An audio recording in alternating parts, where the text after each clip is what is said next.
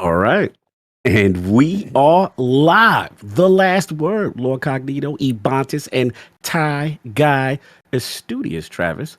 Fresh on that Thursday campfire. I'm feeling the vibes, man. Feeling the vibes, very, very studious. I'm digging it, so I had to compliment it. You know what I'm saying? But let's start with E, man. Let's start with the cheat. See, there we go. Now we got a match. There we go. Gotta be refined gentlemen. Refined gentlemen. That's what I'm talking about. Goes. How we doing, E? Those looking crispy. What are those? Some new? What are those? These are. I've had them for a little while. They're Gamer Advantage. They're blue light Gamer glasses. Advantage. Yes, blue light. I got them because they have like really. If I could have like just like the thinnest frame, so they could be under my head. That's the whole point. So they were like really thin frames, flexible. So I got those. No, me. Let's see. Since I talked to you guys last on Thursday, I marathoned Horizon Zero Dawn and the Frozen Wilds DLC. Had a 13-hour stream on Monday. 5 hours left for the Frozen Wilds DLC to finish that one up. So we got everything done. That has climbed very high on my PS4 generation chart of games. Like God of War is probably still my number one. Bloodborne's still like my first Souls game, so that's kind of got a special spot. But like, again, like I haven't played it in a while, and until it gets a 60 frames patch, I'm not touching it again. Like that's one of those things, like I'm not going back until it looks right. And I think Horizon, because I played about 8 hours or so previously, like when it came out, and then Zelda came out, and then another season of Destiny came out, so I fell off of it. So I went through, and it was like the Eastern continent. I was like, about 7-8 hours. I was like, I got through all that. And then I went to where everything got bigger and opened up. Man, that game just like so much was fun about it. Like I really thoroughly enjoyed the story, like the voice acting, and like then Lance Riddick, you know, he's in there somewhere. You'll get to him at a certain point. His depth gets kind of interesting. But like, I enjoy combat. That's one of those things I like. The more you play, the more I've gotten into like Souls games and stuff. Good combat will like probably put a game even higher than it should be maybe for me. But honestly, like the game has so much stuff. Like the music too. I was playing the Frozen Wilds DLC. That soundtrack when you're in the middle of a battle, dude, I'm like, I have to go look up this song because like the drum beat and everything going on when you're fighting some of these frozen grizzly bears is just like amazing. But the combat in that game, the progression, the way you really start to get your tools, and you have different ones that I even would have expected. It was a ton of fun. Chat was cool. Like started at 9 in the morning, like 2 o'clock. Like I got a big raid from a future guest actually we're gonna have on. And then just like 100 people were watching and just like kept going. So that was fun. And then I installed a new garbage disposal, and today I installed a toilet upstairs. So not only did I like marathon a game, did some DIY projects at home, and then today, like last night and this morning, I'm about 2 hours into Nobody Saves the World, which is a fun little game. Like I'm kind of enjoying the progression of. I just got to the point where you can start customizing abilities and characters, and I'm like, okay, I see where this is going. Because you start with this like little rat, and you're like, what are you doing? And then all of a sudden you have like a knight, and then he can slash, and now the rat can poison, but the arrows can poison, but you can stop. I'm like, all right, now I see the intrigue here. So that one is definitely going to be a buddy of mine. Like beat it in about 16 hours. He played pretty hard through it. So between him and the stuff I've seen, I saw Skill Up do a higher recommendation. I saw you guys. I listened to your whole interview with the dev. Oh, listen to him. Oh yeah, whole thing. Maddie was more interested. I honestly sent that to my friend, and I had to put a caveat on it. I was like, by the way, I think this might be more about the business of making it, not so much about like the mechanics in the game, because that was pure business interview. I love Maddie because during the thing, like the first 3-4 questions is all business, and people forget Maddie is making a game himself, right? So he's all into this. So in part of my mind, so I'm like, yeah, Graham, about this game you got, that's cool. They can change forms and it's cool. Like I was like, let's get back to the game. By the time I got done, I was like, I don't know how much I actually know about the game. There was zero spoilers, tease and mechanics. I probably got more from Skill Up's review than I did from you guys. It was cool to hear. You're right. It was like he talked about like the Sony background and all of that type of stuff, but overall, very, very fun. A couple hours so far, and I can see where the progression's going to go. So fairly cool. All right, I'll let you guys go. I'll be right back. No doubt. Just real quick before I give it a Trav. In Maddie's defense, I got to give him that. You know, he did get some really good gems on the indie scene of like how to pitch their game, how Game Pass works. Like he got a lot of gems from him on the business side, but enough about all that. Trav, what's been going on, man? It's has the light been dying for you? Yes, indeed it has. Yeah, I haven't had a ton of time for some of the indies other people have been playing just because I got straight off of the Windjammers 2 review into Dying Light 2. Lots of sequels now that I think about it. Mm-hmm. But yeah, I have spent almost the entire week playing Dying Light 2. I've now played over 100 hours of that game. Right. Took me about 80 hours to complete the game, which is a lot shorter than I thought it might take based on the advertised times. Granted, I did a ton of the side quests early in the game, and then the second half of the game, I was like, okay, I think I get it in terms of side quests. Let me just finish the story now and see how that turns out. So I finished that, but I actually did finish a surprising amount of the game. Like I got 100% of the facilities opened up, and I claimed all the windmills and all that stuff. So yeah, I did a pretty like thorough playthrough considering that I only had the game about a week and a half early. So I'm going to be writing my review tonight, and then my review will go live February 2nd. I think at like 7 in the morning. So yeah, I've just been playing a ton of that game and preparing to do Crossfire X is my next review, and then that one's going to be interesting. Mm-hmm. And then I'm previewing the new Assassin's Creed Valhalla DLC next week, so I got to work on that. But yeah, dude, it's been a really busy month. The good news is with Dying Light 2 out of the way, Pokemon coming out just in time for me to be done with Dying Light, I'm on track to meet my absurd goal of beating every February game before it gets piled on, because I get an advantage though, Ease, because I get to get some of these games out of the way early. And you get like a head start. I would pay, like after doing Horizon, I would pay Sony like 3 times the cost of the game just to play Horizon early, so it's fresh and it's done. Like, man, what I would give to get a review copy of that one. It was so in the past, I reviewed the first the first Horizon Zero Dawn game. Sorry, Forza Horizon. Never mind. Yeah, no, I get the crossover. I was like, I get what happened. Yeah, but I reviewed the first Horizon Zero Dawn game, and when I reviewed it, they gave me the game like a month early, and so I got done with that game like way before Zelda came out. Nice. And then I remember my review of that game came out like the same day Breath of the Wild came out, and no one read my review because everybody was just focused on Breath of the Wild and how amazing that game was. So that game got completely just like left in the dust by Breath of the Wild. But where do you rank those two personally? Like, do you find Breath of the Wild better than Horizon, or where do you? Because those two are always compared. Yeah, do you even compare they came them out on the same day? I don't really compare them. I think my review of Horizon Zero Dawn I gave a 9 out of 10. Nice. And I would say Horizon does like pretty much everything right in terms of gameplay and in terms of its graphics and the stuff that you do. Like fighting giant dinosaurs is just awesome, and I was super addicted to that game. I don't think the story is very good in Horizon Zero Dawn. And we differ on that, but that's fine. Yeah, we kind of talked about that a little bit already. But like my big issue with it is that it's just like it's so disconnected from the main character. Like the main character basically has nothing really to do with the story. You're sort of just like finding out about these things that happened thousands of years ago. And, but I don't like when you get to watch the end them like a museum. Like, I don't know, when you get to the end of it, the main character to me there is a lot of importance to the main character in that story. When you get to the end, it takes some time to get there, but when you get some of the reveals, it hit pretty hard when I was watching personally. But again, that's like, this is why there can be critical pieces over it. But yeah, if you actually had a chance to play one, enjoy it kind of in capsule, and then you're like, cool, here's the review. Never mind, everybody's going to talk about Zelda. Yep.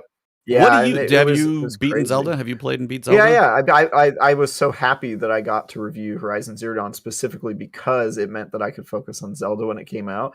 I will admit my color of Breath of the Wild is a little bit tainted by the fact that I had just got done playing Horizon Zero Dawn for a month, and I was super over open world games by the time that game came out. I was just like, dude, I do not want to play another.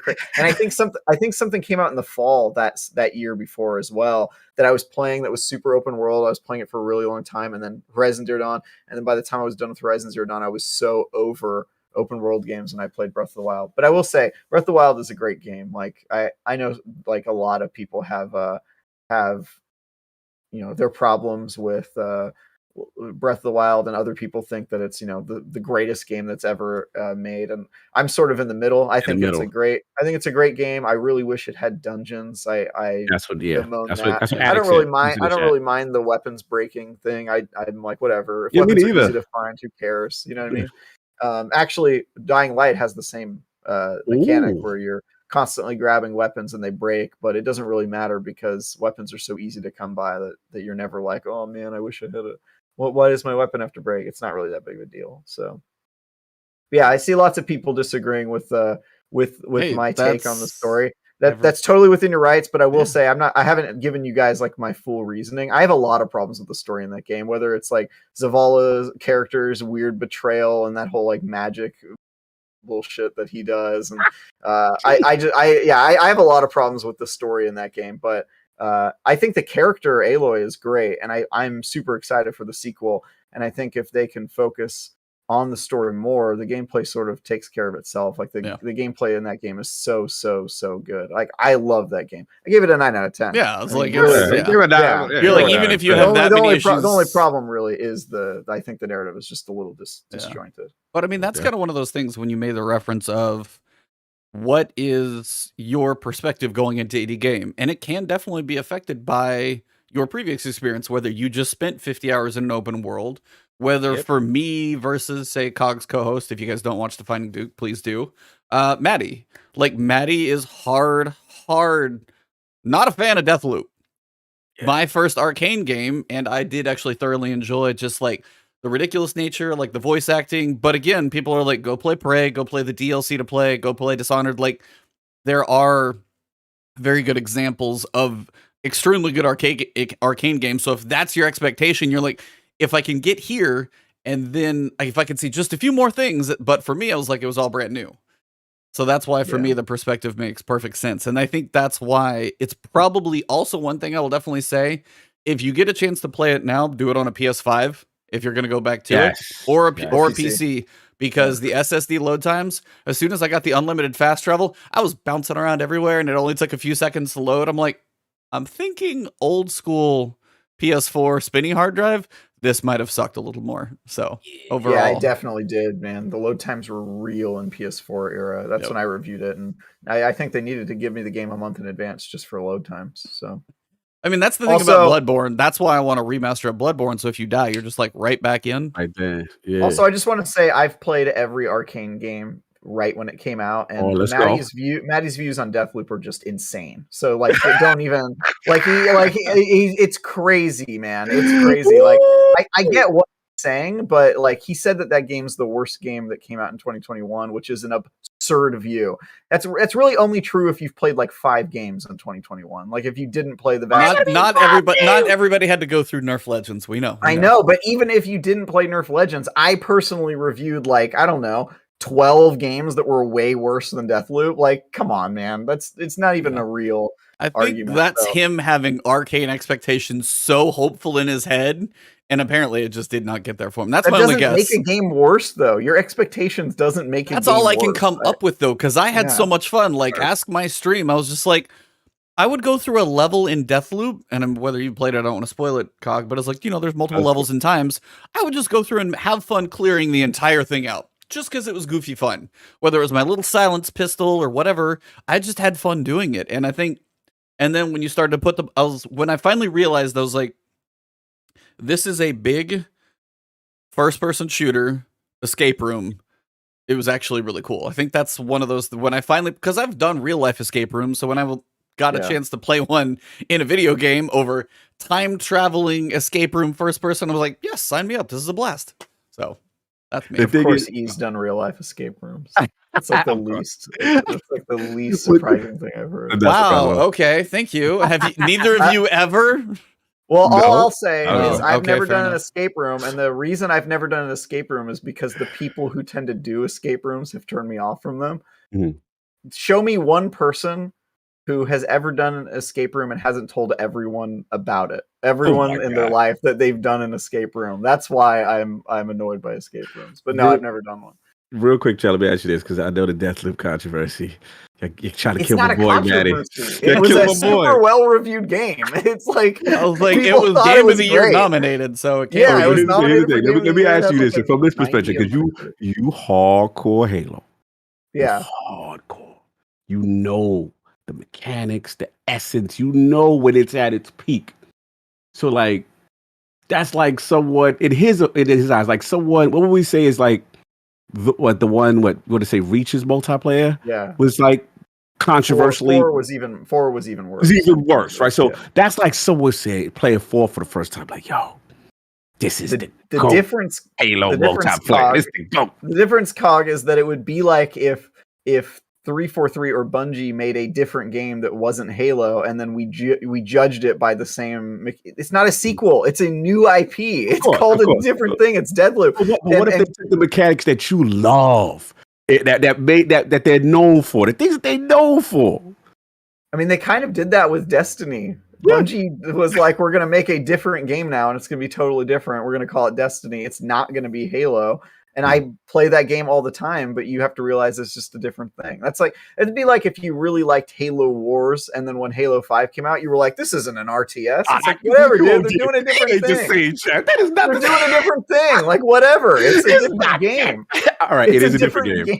I did want to call that one. RTS. Yeah, I was like, I wanted to call one super chat. I think you missed it. Necromancer Zale. He'd rather have Dino Crisis back. I'm like, sorry, but I'm gonna pass on that one. By the way, Horizon Zero Dawn. Like, I don't need Dino Crisis arcade shooter of dinosaurs. I'll much rather take what we got in Horizon. Yeah, Horizon was an amazing game, and actually, I have not touched it since my review, which was years ago. Yeah. And I'm completely blind when it comes to the sequel, Forbidden West. I've only seen the E3 reveal when they announced that the game was coming. That's it. I've seen that reveal, and they keep doing teases. I'm trying to do the same thing. I've not seen any of them. I've tried the big like VGAs or E3s or wherever it was shown substantially is most of what I've seen, because I'm with you now.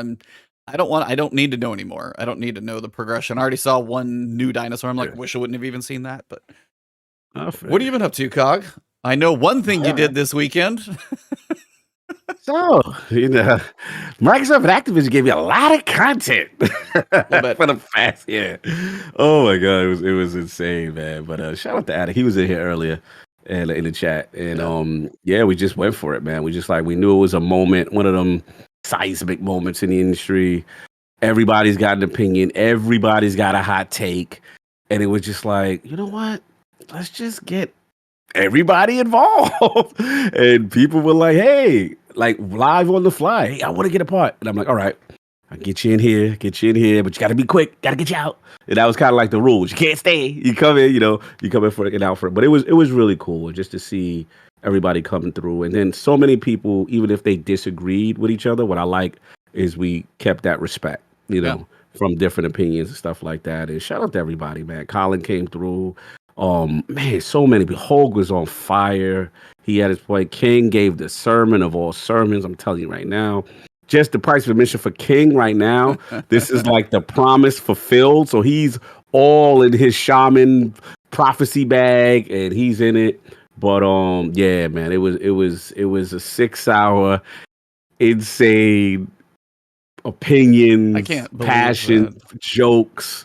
I can't believe it either. Like, to be honest, but it was one of them joints when you look back, you get emotional because it was like we got everyone to come together on something, like the community. You know what I mean? And that part was total number of do you have total number of guests who came? What was the total guests pass through? Like, were there more guests or viewers? No, viewers. I saw the viewer numbers. They're massive. Crazy. That was crazy. It was crazy. And we had over all guests too. They all had to log on to. Yeah. We had over at least 18 people come through, in and out. It was special, man. It was special. And shout out to everybody. They made it dope. But yeah, I was doing that. Then we had Sacred Symbols and Defining Duke, the first ever, because both of our podcasts were on opposing sides of that whole opinion. I still need to listen to that Patreon one. Yeah, so that was crazy. And then, yeah, man, it's just been an insane week. Then we just did Duke. So listen, I'm just happy that finally, things are settling. There's a little bit of the aftermath. And yeah, man, this week, as far as the games, Nobody Saves the World.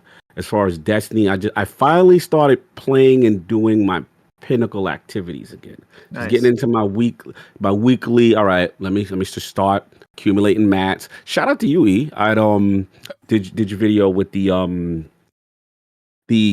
spider, which is basically get them spirals. Yeah. That day he had the spirals. I was like, yes, because those are not going to be in Witch Queen. That planet is gone. So I got that out.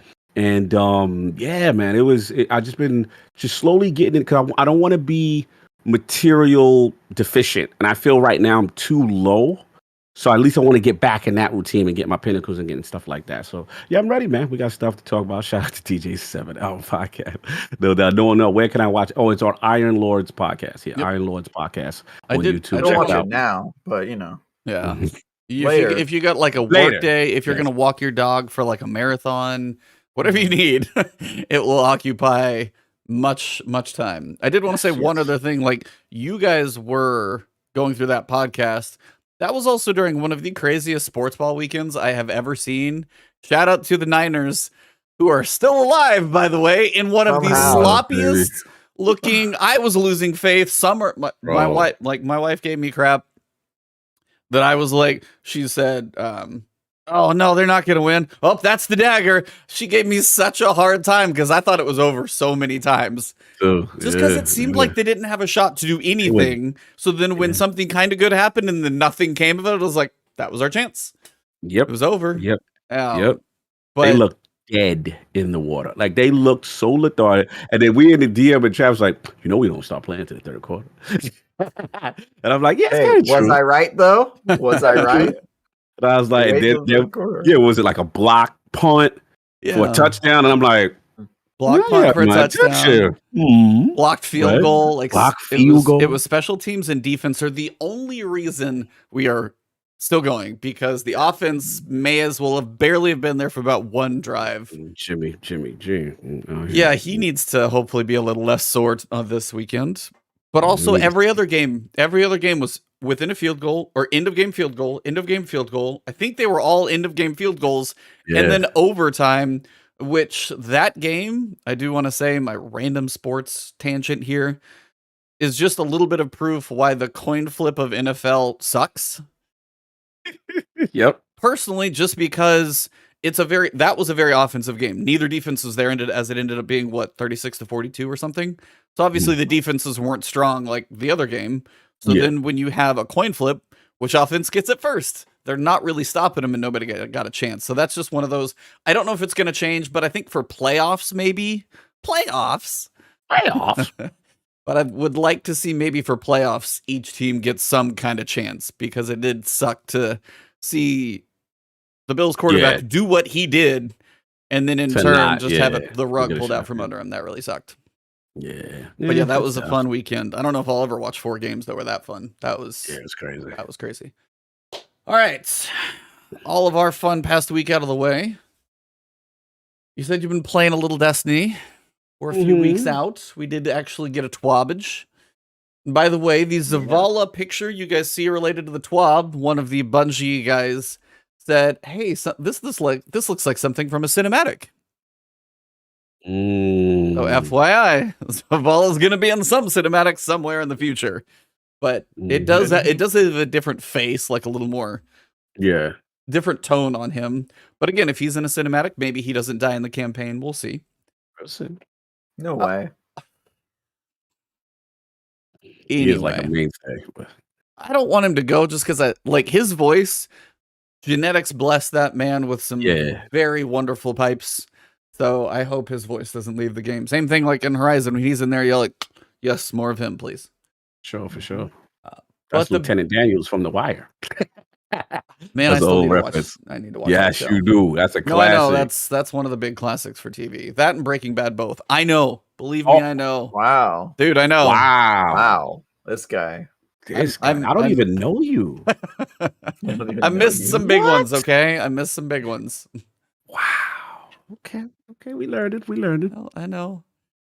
I'll just wait for chat to blow me up on that one. Anyway, I can't get on your case in that. There's like a million good shows. I got gaps too, yeah. And everybody's mad if you haven't seen their. Yeah, they get mad at me. No. Dude, come on, I will. man. Yeah, that is one of the things about cutting the cord. That I heard somebody mention somewhere recently. While we may almost pay as much as we used to, and probably do with all the different services, depending on what you have, each service has a lot more specialized, like high quality content. So you have like HBO's main shows, and no commercials. You have Netflix, you have Hulu, you have Amazon Prime, and even if you get a good show out of all of those, now you have multiple shows to keep up with. It's a really fun time to watch TV, but it is really hard to keep up with everything. Like, I got to the first season of Ted Lasso a year later, and I'm glad I did, because that show is absolutely amazing, but it took me a while to get there. So there are certain ones, eventually, I'll get there. I still have to watch Boba Fett, which apparently is a big deal. Boba Fett, sorry. Boba Fett, correct us, noobs, McClunky. Boba Fett. Correct us. I know that. Guys. I said it wrong. No, it's Boba Fett. Yeah. Anyway, that's neat stuff. Yes. So, Ritual, Vanguard, and Crucible, oh my. We've got reputation changes basically going on with kind of everything that we get a chance to generally work with, whether it be Crucible. It's your standard rituals that are on your director. So for season 15, Guardians were approaching the new Vanguard ranks differently. They basically state the speed of which you get through your Vanguard reputation ranks.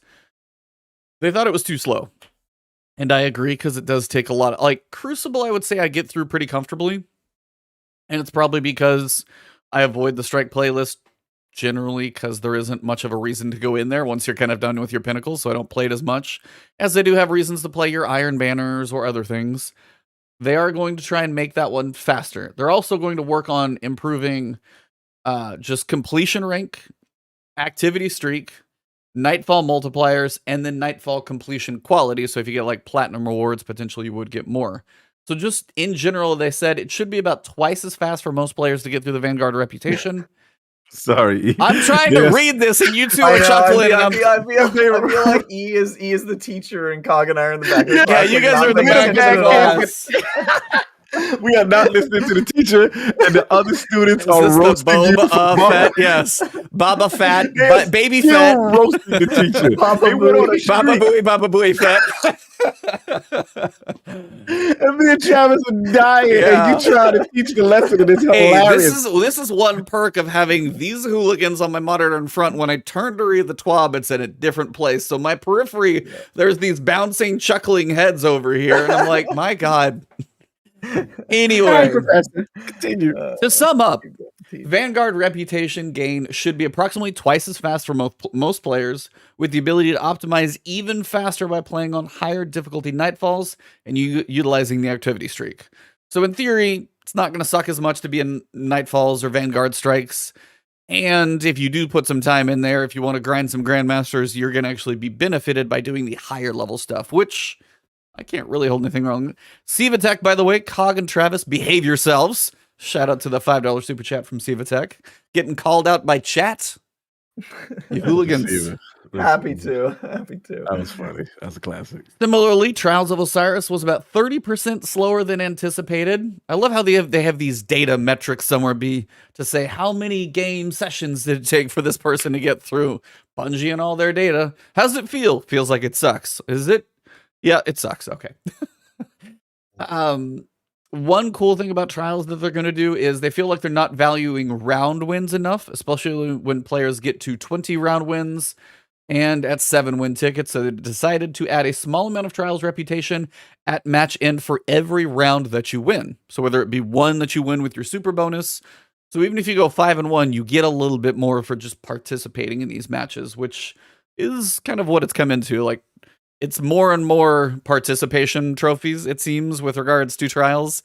So Travis's hope for the refined nature of a glory playlist is what it seems like it needs more and more, because yes, there is some competition when you get to like a 7-win card, or if you want to go flawless, but there's a lot of blue ribbons being handed out in Trials, it does seem. Because I have got a lot of Engrams.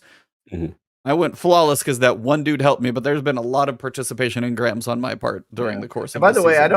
I don't mind the blue ribbons. I actually think that Trials and competitive modes should be way more rewarding than they are, even if you're losing. I just want there to be some way to kind of get ranked with like skilled players. You want to grind out for like Onyx in Destiny? Exactly. I want to be able to do the same thing in Destiny because, you know, it's fun to do it in Halo, but I don't get to take all of my years of achievement and inventory and armor and weapons with me in Halo. So there's a special quality to Destiny, and I think this is great. I'm glad they're doing this. I think all these changes are good. I also would like it if my team had any incentive to win matches. You ever play a game of like Crucible or Gambit or whatever and realize that nobody there actually cares about winning? And it's so frustrating. They will capture a point and then go beeline to try and get a few kills with very certain weapon types.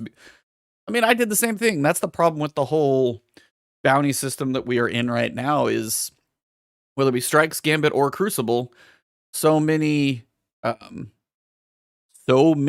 things in this game tell you to go do an activity a very specific way. Yep. So if I need sidearm kills for this one bounty, I'm just going to be getting shot in the face half the time, but I don't care because eventually with enough deaths, I'm bound to probably get some sidearm kills, which doesn't really help a whole bunch. I did see that. Plague. Yeah. What do the bounties do at this point? Mostly they just give us experience towards our season pass and our Crucible rank. Yeah. And it's just one other thing for people to go do. The Iron Banner bounties you need to do if you want to get powerful drops. And then there's some quests that aren't really bounties, but they still make you act weird. Like Crucible is toxic as heck the first month when everybody's grinding out that seasonal exotic weapon, because you always have to do that in Crucible. Oh, you gotta do something with Crucible, yeah. And especially if the weapon's not good. I think it was a sidearm one year, and it was just like everybody was out there with the worst sidearm in the game. Or like Lawrence Driver this season, linear fusions everywhere. Lawrence Driver's a good weapon, but it's still very spammy. Like when everybody's using it, you're like, oh my god, yeah. So I think they should find a way to make it so that it's not your only incentive. Like maybe your kills only matter if you win the match, something like that. So there's some sort of incentive to win. But yeah, I don't think they'll do that. Yeah, I'm sorry. No, I was just New Rad said in chat remove the artifact, and I don't know if they'll go that far. But in theory, at least remove the levels. Yeah, the levels don't do us any good. They already say Grandmaster's your cap. That's the highest thing. Contest modifier when the raid matters doesn't matter there. Master and Lost Sectors, after a while, we had a long season this time, but generally, once you get to a certain point, it's just slowly making things. But they tend to, you never feel that powerful. That is one thing I will say in playing through Horizon Zero Dawn. I did almost every side quest. I did a lot of them. I went through and checked up. So by the time I got to the final mission, I was about level 50. Well, it tells you to be level 35.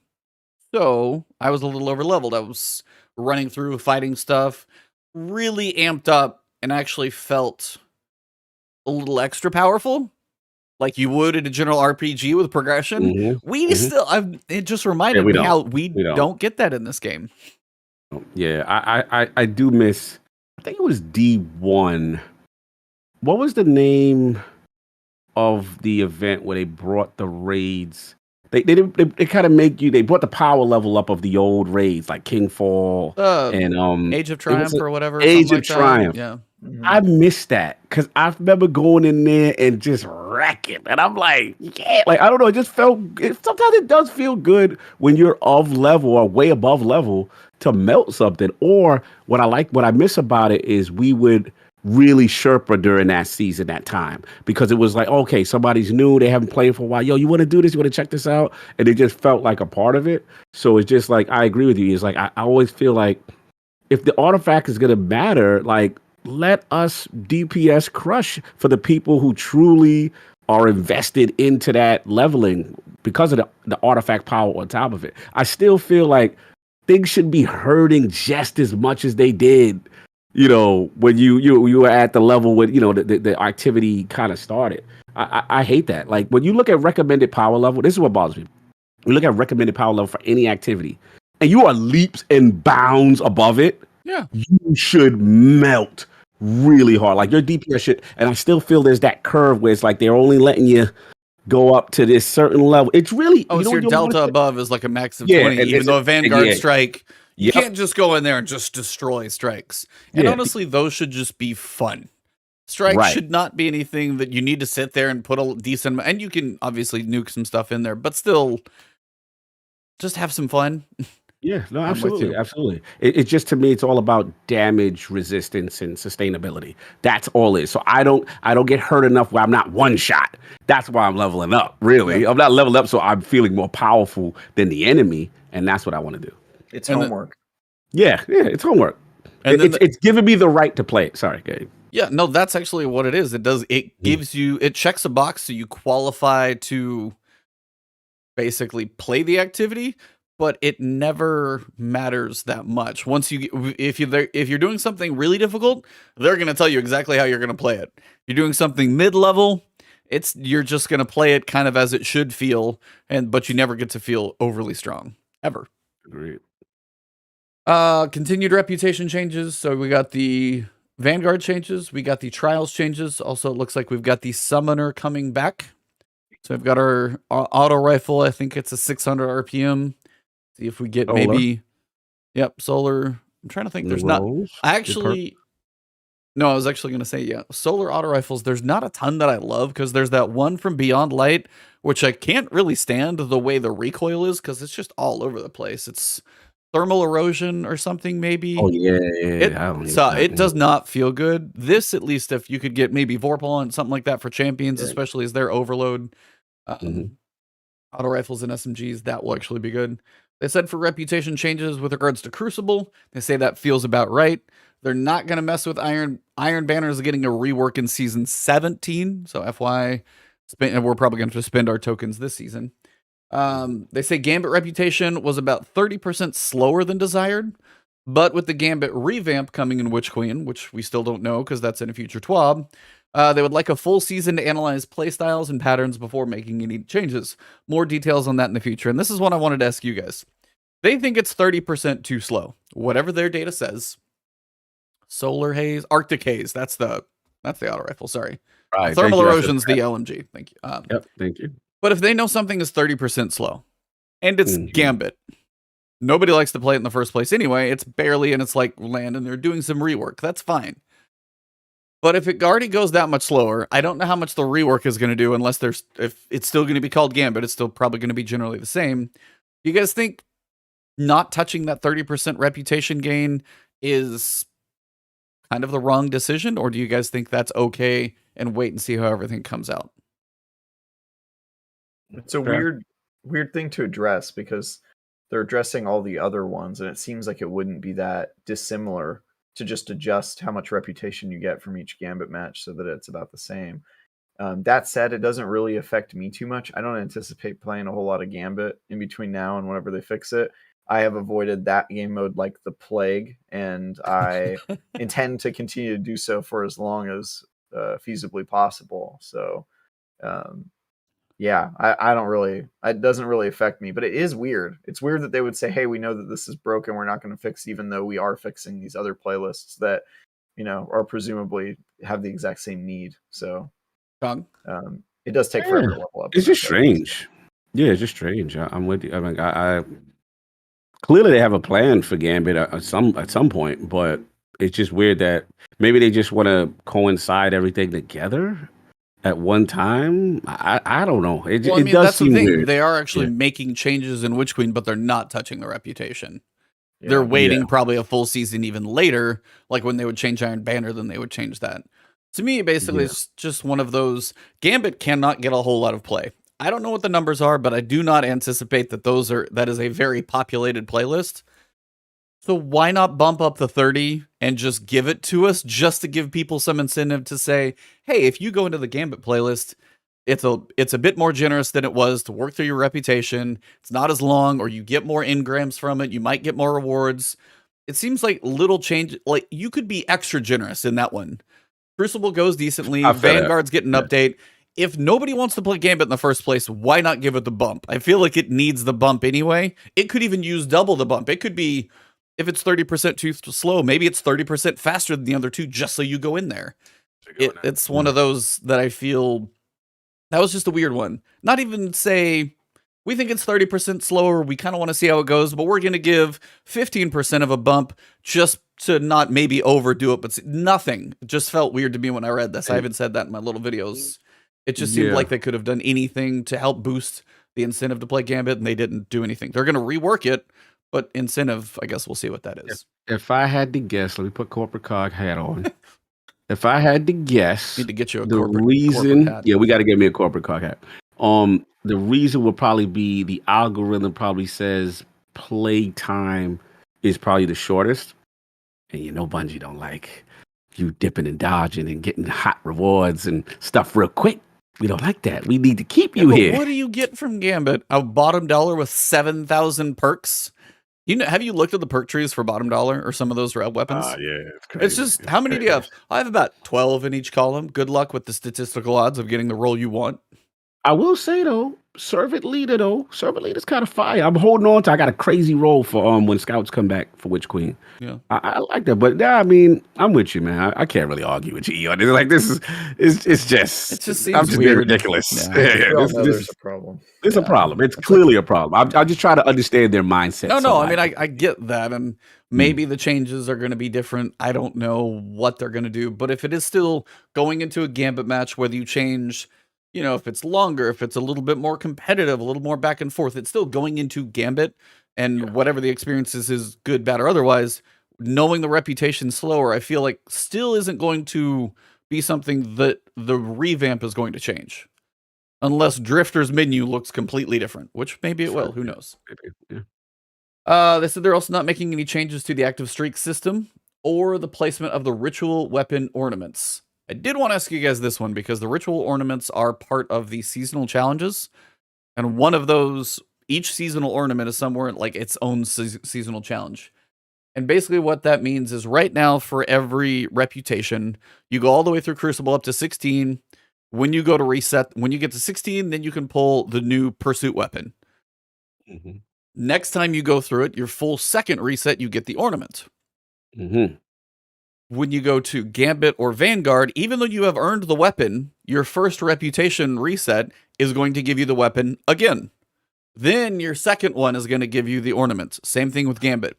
So you have to reset every single one of them 3 times, even though you're going to get the weapon 3 times. So it is a little annoying to me, at least my opinion would be, if you could take the if you go through one once and then you go through it twice, you've got the one ornament already. Then if you could take the ornament from the second reset, pull it to the first reset for the other 2 vendors. Like I spend a lot of time in Crucible.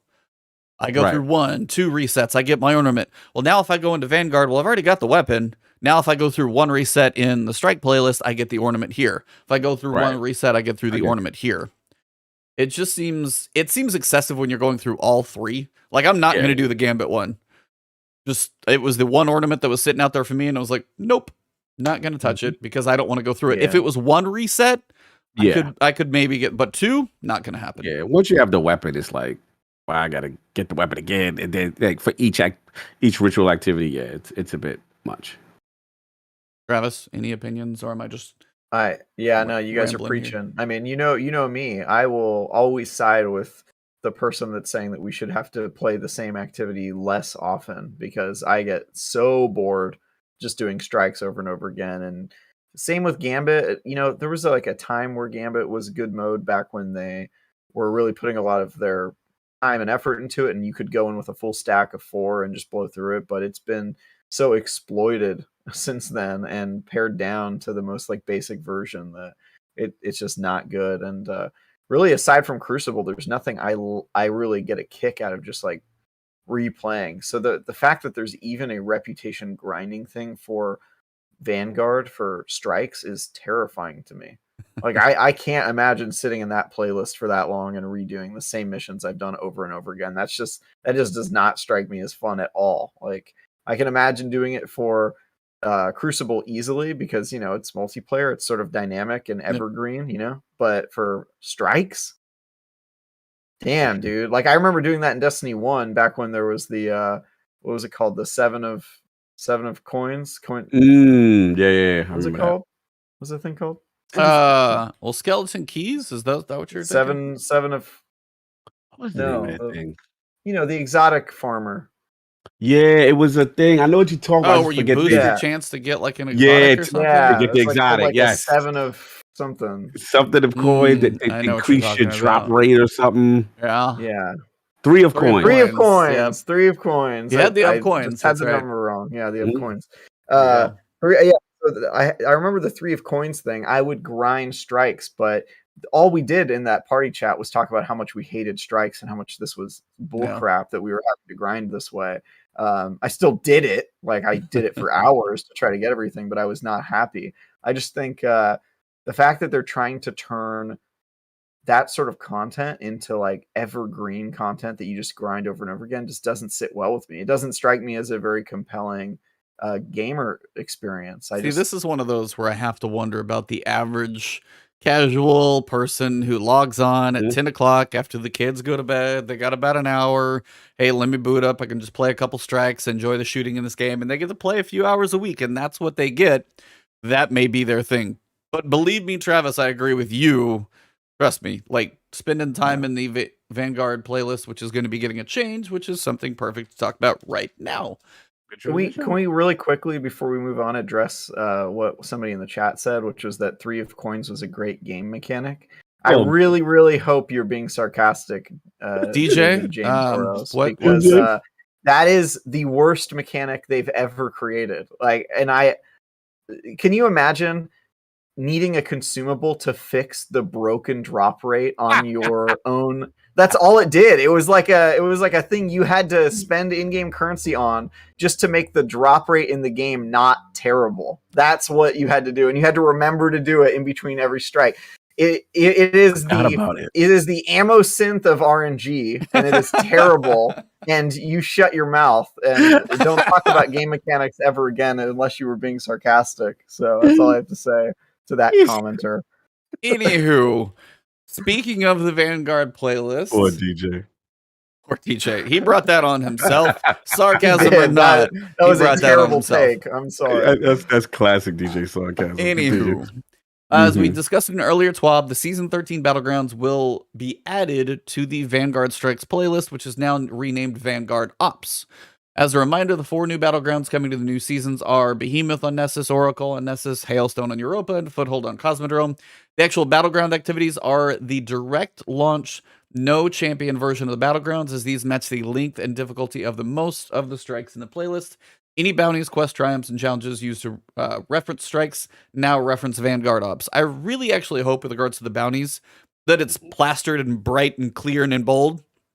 Because sometimes, whether it's a challenge or a bounty, typically I think it was the challenges where I found the issue, or maybe a triumph you need to do for a season thing. Do this in strikes, and you go and do a Nightfall and you see no progress. No progress. That's annoying. Like, strikes should be one thing. It's a box. Everything on that window should count. If it's the Zavala icon, that counts towards those bounties or triumphs. Or I'm going to go do a harder strike. It's a Nightfall. It's the same thing over and over. It's boring, so reward me for it. I will say, too, though, as I was going through some of the challenges for one of the recent seals, it's been a year. I know Beyond Light is something they still charge for, and we have all of our pricing debates. The Empire hunts should be in Vanguard Ops, because if you do those on a relatively low difficulty, they are about the same length as a strike. And there's not, they have, huh? They short. Wait, are we talking about the one? I mean, how long are some of these strikes? How long is Lake of Shadows? No, not the Which one's Empire hunts, the Beyond, the Europa, the 3 Technocrat. Yes. Yeah, the Technocrat. Yes. Those should be lumped into Vanguard Ops as well. So then you'd have Empire hunts on Europa. We only have one strike on there anyway. Then you'd have the Battlegrounds, and then you'd have strikes. I agree. You already have them in the game. Just make that playlist more varied. I think that would be... And again, that's the point where, but you have to buy Beyond Light to be able to access these. That's the little caveat on that's it. But I mean, you have a Vanguard Ops playlist. You want us to spend some time in there, spice it up. No, I agree. I heard the word hunt and immediately thought of that thing with the traps with Crow. What's the name of that? Cryptolith hunts. Yeah, I know what you're talking about. Yeah, the one for Ziva Wrath, and you literally like just kill a green monster, stand in the pool, and shoot the thing, and be over with. The things that you can farm in 30 seconds if you do the glitch with the team. Yeah. Yeah, those are not fun. All of that stuff that we have farmed for currencies, all of that stuff's going away. Yeah. Tangled's gone. The other big change. Wrathborn hunt. Thank you. Hunt, I heard hunt. I knew it was the cryptolith lure used for the Wrathborn hunts. Thank you, Durant.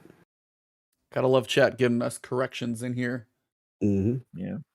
Well, I can remember all the names though of all the currencies. That's the funny thing is though, if you listen to any podcast, we're all in the middle of it in the moment. Of course, everybody else knows it. I'll listen to a podcast and you're screaming at them through the podcast earphones. You're like, "This is totally what it's called." Do a podcast and tell me if you remember everything on the fly. You won't. It's just not going to happen. But shout out to all of you watching right now. If you are enjoying the show, please drop a like. If you're watching on YouTube, whatever channel you're walking on, drop a like, leave a comment, subscribe to those channels.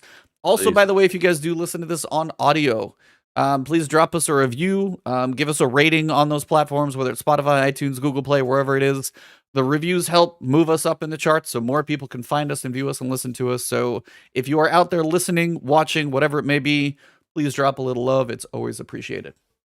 Yeah, I gave this podcast a 5-star review, but I did it 1 star at a time. I just gave you guys a 1-star review every week. We're going to need to talk after the show because that may like be a subscription model. I thought you guys liked games as a service type stuff. Don't you like drip content? Drip feed content. Talking about how you love drip feed content. I'm just trying to give you your reviews 1 star at a drip time. feed style. You had to have a reprimand after the show. Yeah, we're gonna have a chat with our co-host over here. You guys were doing fine on iTunes until somebody bombed you. We got review bombed by our own co-host. So to make up for Travis's misgivings, please drop us some positives. The 5 stars definitely help the positive reviews. Take care of this. All your stars at the same time, however many you decide to give. That's my. Anywho, Nightfall changes. The other thing we spent a fair amount of time in this game. We've been slowly iterating the pressures and challenges we applied each of the Nightfall difficulty ranks. One big outlier was the strike-specific modifiers with damage boost and other effects that enhanced boss attacks. While some of them were cool and fun, there's a lot of sarcasm in here. Who doesn't like getting yeeted 5 miles by Cydia in the Corrupted Strike? No one. No one likes that. Everyone hates that. It's really annoying to be booped off of there. You can try and move to the best of your ability sometimes, but sometimes us Titans have got glue on our feet and boop. They were generally inconsistent and were pushing tactical play more. They were punishing tactical play more than intended build crafting. So we have removed those from Nightfalls starting at Hero, so there are no more boss mechanics. All right. We have added a new style of burn called Acute, which will increase player damage taken from a specific element by 50% and increase player damage done by 25%. So a little bit of give and take, kind of like the strikes burn is 50% both ways. This is 50% incoming, 25% outgoing. Most Nightfalls already have a 25% damage received modifier, so this will be an across-the-board increase of 25% in both directions for that element. So basically, if there is a very heavily used damage coming, like a fallen strike, for example, you're going to need that damage reduction element on that chest piece. Otherwise, you might get a little squished, especially in the high-level stuff. If you've got solar snipers, good luck. You're going to need all the damage mitigation you can get. But I do like the fact that we're getting at least a modifier in Nightfalls to give us some benefit, because if there's a whole bunch of arc in there and you can at least lean into that, it does help you a little bit. So it's not doubly bad. There's just a little risk versus reward in there. Secondly, we are moving the seasonal strike modifiers that we introduced in Season 15 from the Vanguard playlist to the Nightfalls. These are unique buffs and boosts that aid you if you lean into the combat themes of the season. For Season 16, they are themed to Glaive and Void usage. These rotate weekly and appear on all Hero, Legend, and Master Nightfalls. We look forward to your feedback on these as we continue to iterate. So I have one question. We had more modifiers in Destiny 1 than we probably are getting. We're seeing some unique ones in, Dares of Eternity. We get a couple of unique ones. we're finally seeing some of those going into year 5. I guess it's better late than never. Yeah, it took a while. It took a minute, but I was surprised by that. I also wanted to say that I feel like they're utilizing the burn resistance mods more to make us use those more with that. And the other thing I wanted to say is Battlegrounds. I like that those are increased because we love the density of that activity. And shout out to the cops going by, so I'm a mute. Yeah, see, they calling them out too. What about you, Travis? Where are you on the Nightfalls? And do you spend much time in Nightfalls for you, or are they not really a thing that you do a lot with? I haven't lately. I did Grandmasters when they first came out, and then I took a little break and I did a bunch one of the seasons, but it's not like a regular thing for me. My biggest problem with Nightfalls is that it's content I've already done, but they've made it artificially difficult just because, right? And that I've had that problem ever since my first Grandmaster, where I was like, wow, I'm getting just like dunked on by a Scion. And a lot of times the only way to beat those strikes is to come up with cheeses, or what I would consider cheeses, like a Titan just constantly regenerating his shield and holding it up there and generating orbs and then swapping out with another Titan doing the same thing. Those old methods with Ursa Furiosa and all that. Yeah. Ursas and Wells is what a lot of people do. They just And I would consider that kind of like cheesy tactics. Like you always have to hide on like a corner of the map and come up with some strategy where you've got like a wall or a well or something. And to me, that just doesn't feel like compelling gameplay when you have to like come up with exploits in order to beat the mode. Like it's just crazy to me. It's 100% true, because you talk about people. Hey, we want to pull people through the Exodus Crash Grandmaster, for example. They go stand by in one box, and they just rotate through Wells and Warlocks, and that's all they do, so they can sit there. And even like the people who solo it do the same thing. Like you'll see Esoteric sit behind the box, because that with a Warlock, whether it's Devour or a Well or whatever the manages to, there's one little exploit spot people will find, and it does feel like that's that. And that's one of those things that I do hope they do address with regards to difficulty ever. It just feels, because you could go through Horizon. You go through Horizon and crank up the difficulty. What does that do? You might do a little less damage. They might do a little more. But there is some skill where you can still be aware of your surroundings and dodge. There are enough random sniper enemies that tend to ruin your fun in most high difficulty stuff. Yeah. Yes, I did get a haircut, for those who asked. Somebody noticed. It's just like, it is, the difficulty in this game is frustrating. That's why for me, I don't do a ton of Grandmasters. I've done Devil's Lair once. It just doesn't, the juice doesn't seem to be worth the squeeze generally. Some people get to a point where they've got 1 or 2 people and they know their 2 classes. They can stay alive. They find their spots. They find here's this one spot. What is the Cabal Caiatl strike? Proving Grounds. Oh, yeah. Proving Grounds. A little tunnel underneath, a little fire tunnel you can kind of touch in there and go through and touch in. And you watch people do this. You're getting little like pot shots here and there and like bobbing back and forth through a tunnel to get one shot here, one shot here, one shot here, and that's all you're doing after a while. Is this how we're supposed to be playing the game? Is that what Bungie wanted? Yeah, it's like, is that what they want, as opposed to putting skill into movement or abilities or a build that you could lean into that could actually make you a little tankier, do more damage, have an ability to stun a boss for a second. It just, some of the cheeses when you see them done are frustrating. They should create unique activities for Grandmaster where it's like a strike that's not in the normal playlist, or they should take the normal playlists and do something that isn't just ramp up the light difficulty. It should be like, add mechanics, like raid-like mechanics to the boss fight, where you have to do more than just kind of like, damage DPS rush them or something like that. So I just think they need something that isn't just, hey, do the same activity, but we made it extra hard, and your reward is that you get some slightly better, materials and adept weapons. It's never been for me, just for that reason. And I'm not a guy who grinds for seals. If you don't grind for seals, you really don't have a reason to do Grandmasters ever. So, Same. Yeah. All the way 1,000 agree with Trap. Like, shout out to DJ in there. He be in there and managing a couple people of the clan. And they're like, yo, we doing the GMs. And I'm like, for what? like especially after a while. Like, I can understand if you're, you're kind of new, you got people in a clan. I need some golf balls. Be like, all right, let's take 2 people. Let's get this guy through. Let's stock him up on some golf balls. But like a double reward. Sorry. Yeah, like a double reward, you can get stuff, but I'm literally sitting at 50, which I'm capped artificially for prisms. I'm sitting at my 10 golf balls. I'm not going to do anything right now with my armor. I've got enough masterwork sets that I don't have any incentive to go in there because I can go farm exotics in lost sectors. For me, much easier than trying to get a group together to do a grandmaster. And it's just something I can go do blindly on my own without even thinking about it on master difficulty lost sectors, and especially as we were this season. But grandmasters, the effort it takes, the time it takes to go through, not worth it. It hasn't been worth it for me for so long. Go ahead. Totally agree. That's why I do way more. As soon as the new season starts, I always do way more. What is it, Master or Legend Lost Sectors?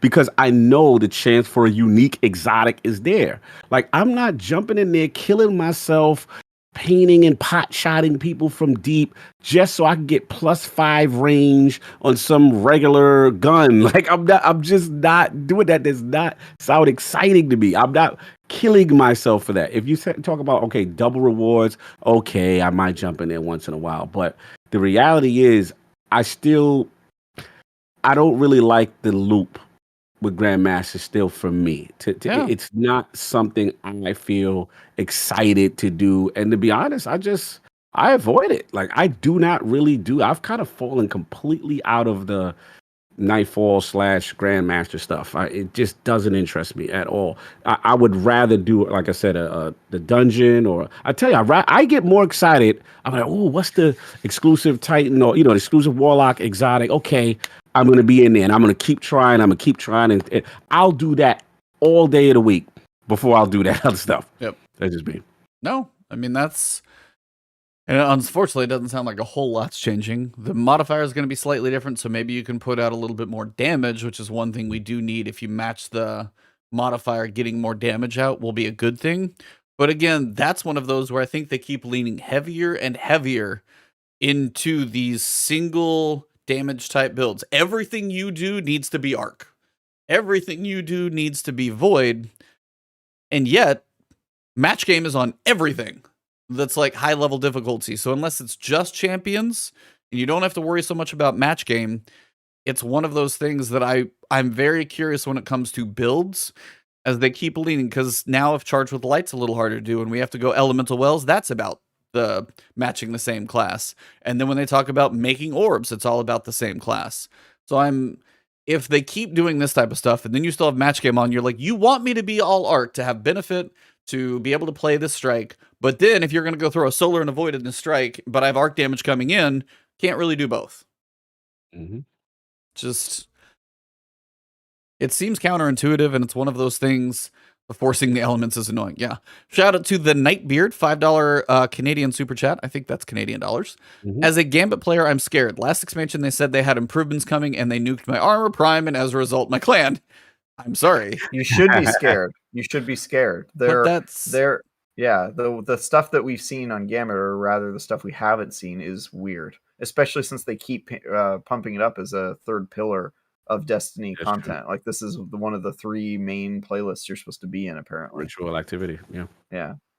But hey, you know what? Can't complain too much, because us Crucible folk have been in the same bucket for get in line. Longer. Yeah, like, get in line. And your Crucible changes are going to be slow this year. On top of that, you get one map, old map. You get one new map. You get 2 old maps, and then maybe nothing in 19. I think you get a refresh of Trials in season 17, I believe.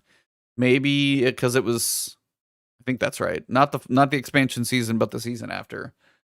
So, I mean, and then again, we have no idea the pacing of these game modes that they've supposedly talked about. So that's going to be a slow cadence for Crucible, which has already been years in the making. And Gambit somehow getting a rework as well at the same time. I don't expect it to be big either, which I don't know how much they can revamp Gambit without doing something like they did before, making a new node and redoing other stuff. Because if you still have invasions, maybe they're a little shorter, maybe they change those. You still have to collect motes, which are network buggy, fall through the floor of the ground. It's really annoying. You're like, nope, I can't pick those up now. Damn. Those types of things, I hope they fix. Blackwings did say Rift is supposed to be coming back. So a couple other modes. What is it? We used to have our little team jackets with the Vader does this and the set bonus armor. Are you kidding me? That was one of the most annoying teases from somebody who really likes set bonuses to have Bro. that given to us in a minor idea and then taken away. Remember how gassed we was with that drop? Remember how Dude, the excited potential? I was so excited. I was like, oh, we got set bonuses now? This could be a thing? This is gonna set off a chain reaction of it's gonna remove from the game and never talked about again, never brought back again, it implemented in any form. I'm like, damn. Because that was during when Division was hot. Yeah. At one point. So we're like, okay, they're leaning in the set bonuses, y'all. Okay. Get a little. No. No. We've consolidated Gambit, gotten rid of Prime, and taken away that armor and deprecated it, and we will never see it again. I mean, that's what happened. So then you turn around and be like, hey, are you excited about Witch Queen? Weapons seem cool. Weapon crafting seems cool. The glaive is cool. It's all about the weapons. What's your armor doing? Same stuff, different year. That's how it feels. And from what I've seen, we're waiting on Void 3.0. Subclasses can be fun.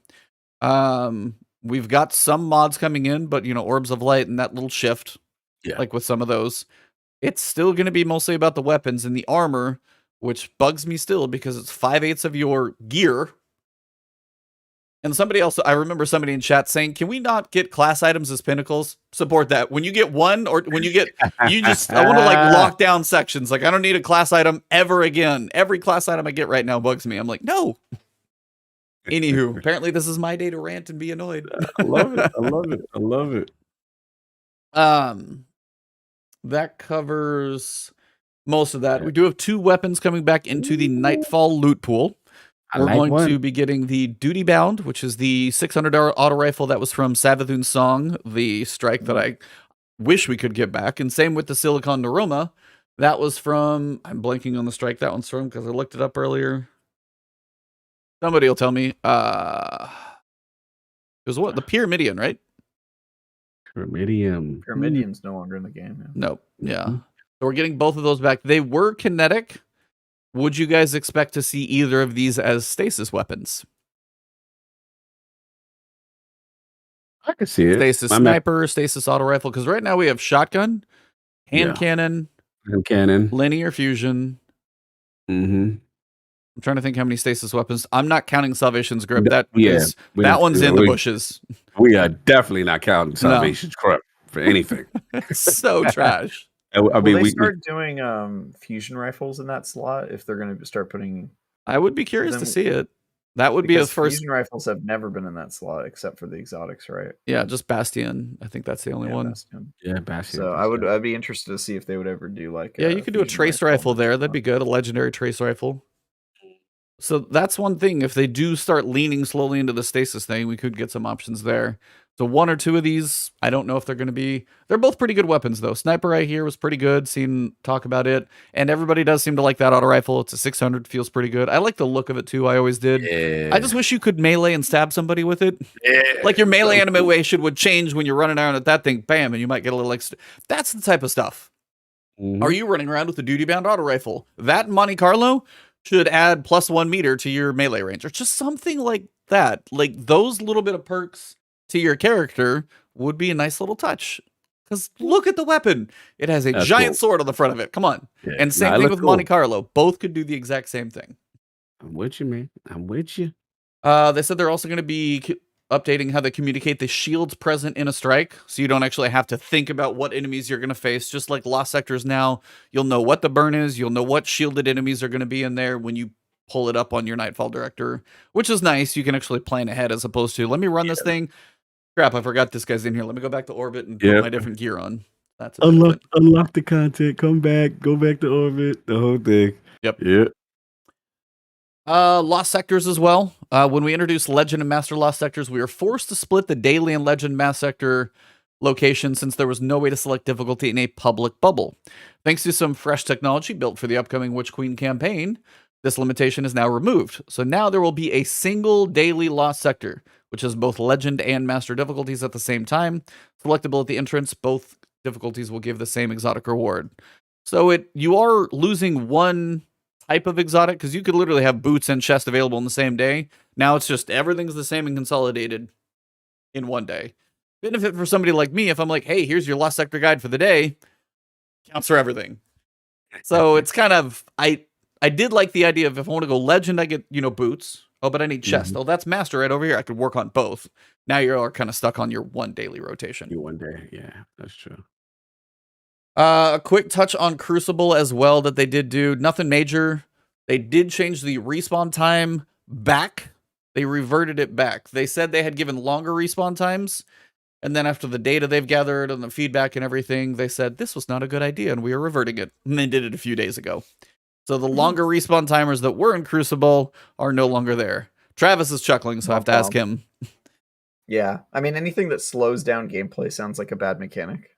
Like, I feel like that's like pretty obvious, I think, in my book, is like, you know, waiting longer to do things. I'd be like, we increased load times in our last update, and then we decided that that was a bad idea. That's harsh. That's a little extreme. That's harsh. But I mean, it's the same concept, right? It's like more time you're not doing things. I don't know. I think it was a feedback reaction to people. Remember when Roman supers were like super crazy?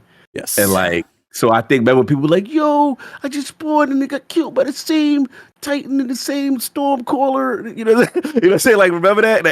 I think that's what it is. But the game now has evolved. So now it's like, it feels worse to be put slower because now they've nerfed the Roman. I think that's why Roman supers and Stasis. Yeah. Somebody was like almost as bad as freezing, but yeah, it was a half measure towards not fixing the real issue. Yeah, you need to fix how the spawns work. Yeah, not the other piece. So, right. So now they got to pull it back. Yeah. Yep. One thing they are doing a little bit of a tweak on, which is something I can take advantage of thanks to my new monitor, is HDR. So they're doing an update to it to where HDR will work in windowed mode. They're going to have some more tweaks to it. Calibration settings will be a little bit better. If you haven't experienced HDR, it is actually pretty amazing when you get to really see it pop. Between a new TV I've got upstairs and a new monitor, when you do get either the true black 7 OLED or just the big brightness contrast of, say, HDR. When I played Horizon Zero Dawn, when I streamed, I can't stream HDR. Yeah, because OBS is like, this is overblown out. It looks bad. But played a little bit by myself, the benchmark and that type of thing. That is, and even Destiny, when I played Destiny the first time, it turned HDR, 100 frames, 4K. I'm like, welcome, brother. It's gorgeous when you get to see it in fancy world. It's nice. That's what I was trying to tell you. No, I know. That Series X stuff was just buzzwords. No. I tried to tell you. I was like, man, when you see that HDR hit, it's different. G-Man, want to know your monitor. I'm trying to think. Is it PG32 UQ? The fact that you know that's hilarious. PG32. Huh? PG32 UQ. No, believe me, when it comes to stuff like this, I'll be like, yeah, no, that's the 1440. They really stuck it with the brand name there. Whoever the marketing team really killed it. What's the new 4K one? PG30. No, that's that one. Because there's like a UQX, which is like $3,000. It's not that one. That one's off the ton too. UQX. Yeah. No, but one of them is like 4K, but it's like 1600 mini LED dimming zones. That's like a $3,000 monitor. That's more than my TV. I'm like, no. This one was the kind of recently refreshed 4K 144. Yeah, it's the PG32 UQ. Okay, it is that. I was looking at it wrong. It's just Asus models. They're all a mess. Go look up anything Asus. They all have some of those weird funk about them. On a separate note, we do have a new community manager as well. Yeah. One of you guys want to take this one real quick? What we got? Cog, I think this is an appropriate job for you for some reason. Yeah, I feel like I'm supposed to be doing this as the integrity person. It is fitting. We need to talk about Bruno. The community team continues to grow. They got an awesome bunch of lovable nerds, and we are stoked to add yet another one to the ranks. We hear, I guess that's the Latin American community. Did I say that? I hope I don't butcher that. But Latin American? Yeah, loud and clear. I've never seen that acronym. LAT. Below it says Southern Europe and Latin America, so you're probably in the right realm.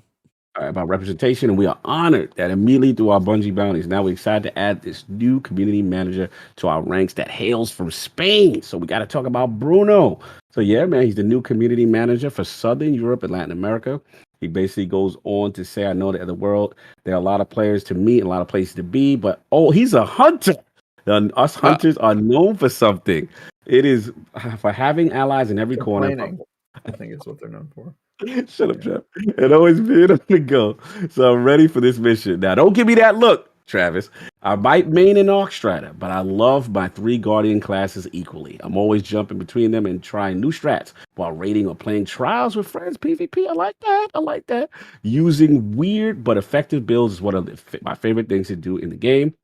Can't wait to experience all the incredible things that are coming to Destiny 2 along with you, both as an avid player and as your new community manager. If you're a content creator, a veteran clan leader, or a new light, please feel free to reach me on Twitter. So you want to know what your Guardian looks like, all that good stuff, the memes. So yeah, then he says something in Spanish that I'm going to butcher. Nos vemos por la torre.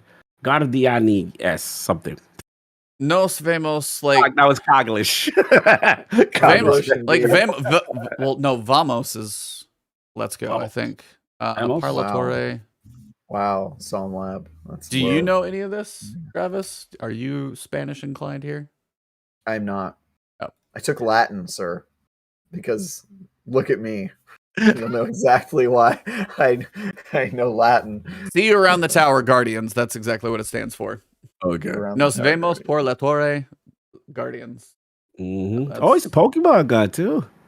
Oh, nice. Yeah. Hunter Idiocy, Pokemon, Hieromancy. Okay, Madrid in the house. Salute. I don't trust for people Southern who Europe. don't like Pokemon. You can't bring them around. You can't bring him around. I salute to him, man. That's what's up. And good to see. I mean, I got a couple translations in here. Thank you for you guys chipping in, by the way. Yeah, what's the translation? Well, I mean, I said it already. See you at the Tower, Guardians. Okay. Mm-hmm. No, what I was gonna say is I was gonna ask you guys, do you think like also Destiny's expansion in these regions, like the growth, is really kind of facilitating this? Because that is interesting. I didn't know, like it was. Again, I'm guessing that maybe Destiny is really popping in these regions and just internationally and stuff like that. You might know a little more. Yeah, this feels like a Travis question. Any thoughts on the broad reach of Bungie now, the big baby indie? The baby indie. I mean, what's the question specifically?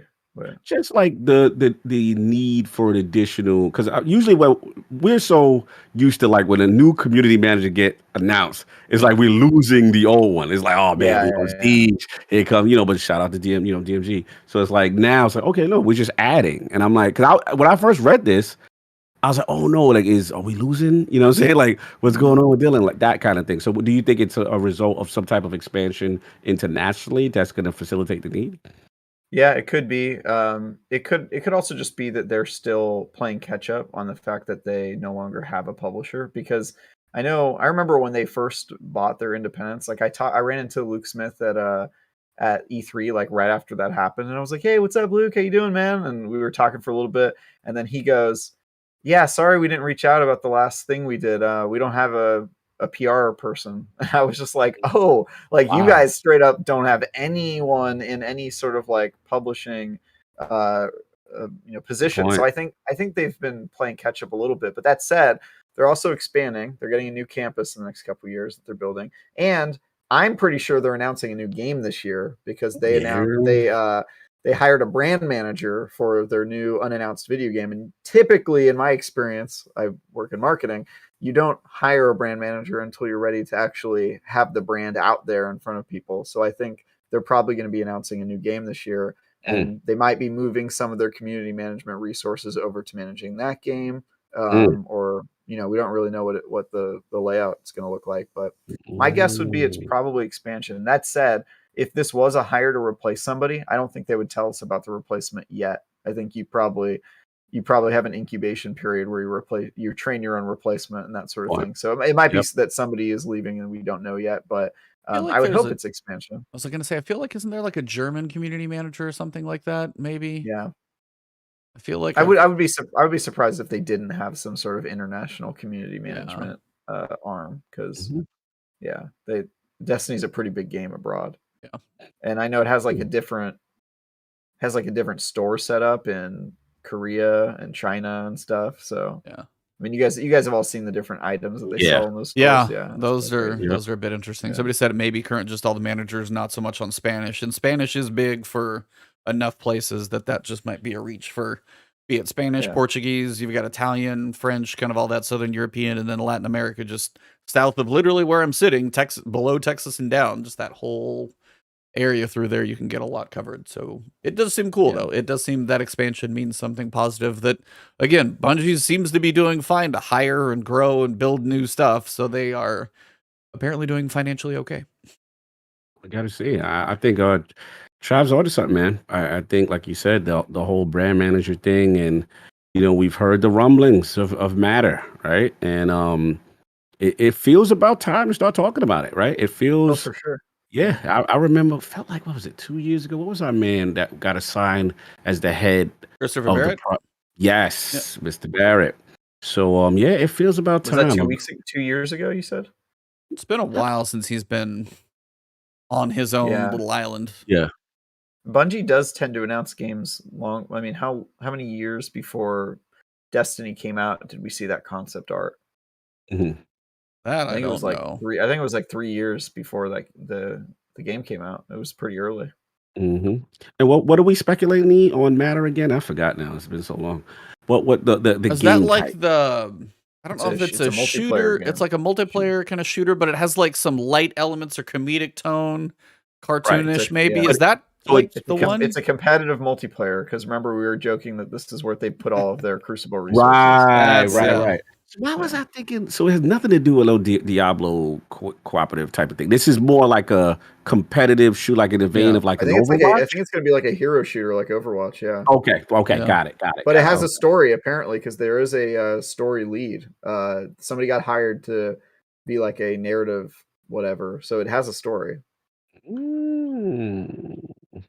Interesting. That's my only complaint for Overwatch. I mean, if I had to nitpick, the game was amazing, balanced stuff. But my only thing is like you got these crazy cool characters, and it's like there's no narrative. Why? Yeah, they It do felt like those, Team like, One. I gotta go animated- outside the game to learn about the ninja and learn about like I wanted to like they look cool. Like I'll be interested to see how they play that off and how that.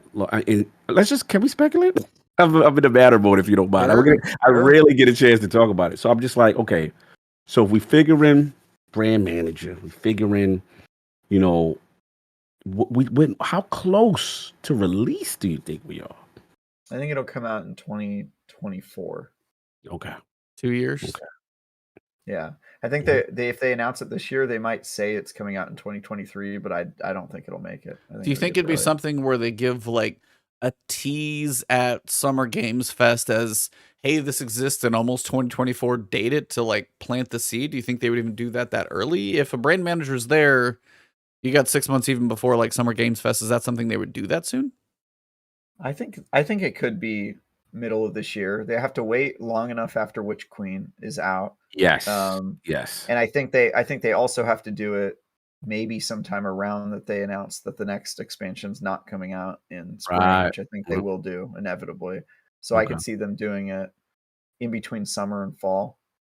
Fall seems like it's a little too busy, but they're gonna. I mean, how like I hate to do this because Witch Queen isn't out yet. But if the expectation is that they're now doing annual releases in the spring, how much longer until we hear the name of, or we start hearing like what they're gonna do for Nightfall?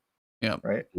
Because I mean that they should be talking about that this summer if the game is really coming out in the spring, which I think there's a 0% chance that happens. But I'll give them a 1%. I'll give them 1%, but I can't give them more than that. So like you're saying there's I don't think there's any real chance that comes out next spring. So I think they announce it this year if they have a brand manager, and I think that it probably is supposed to come out fall of 2023 or something, and it probably won't make that window and get delayed to 2024 would be my guess.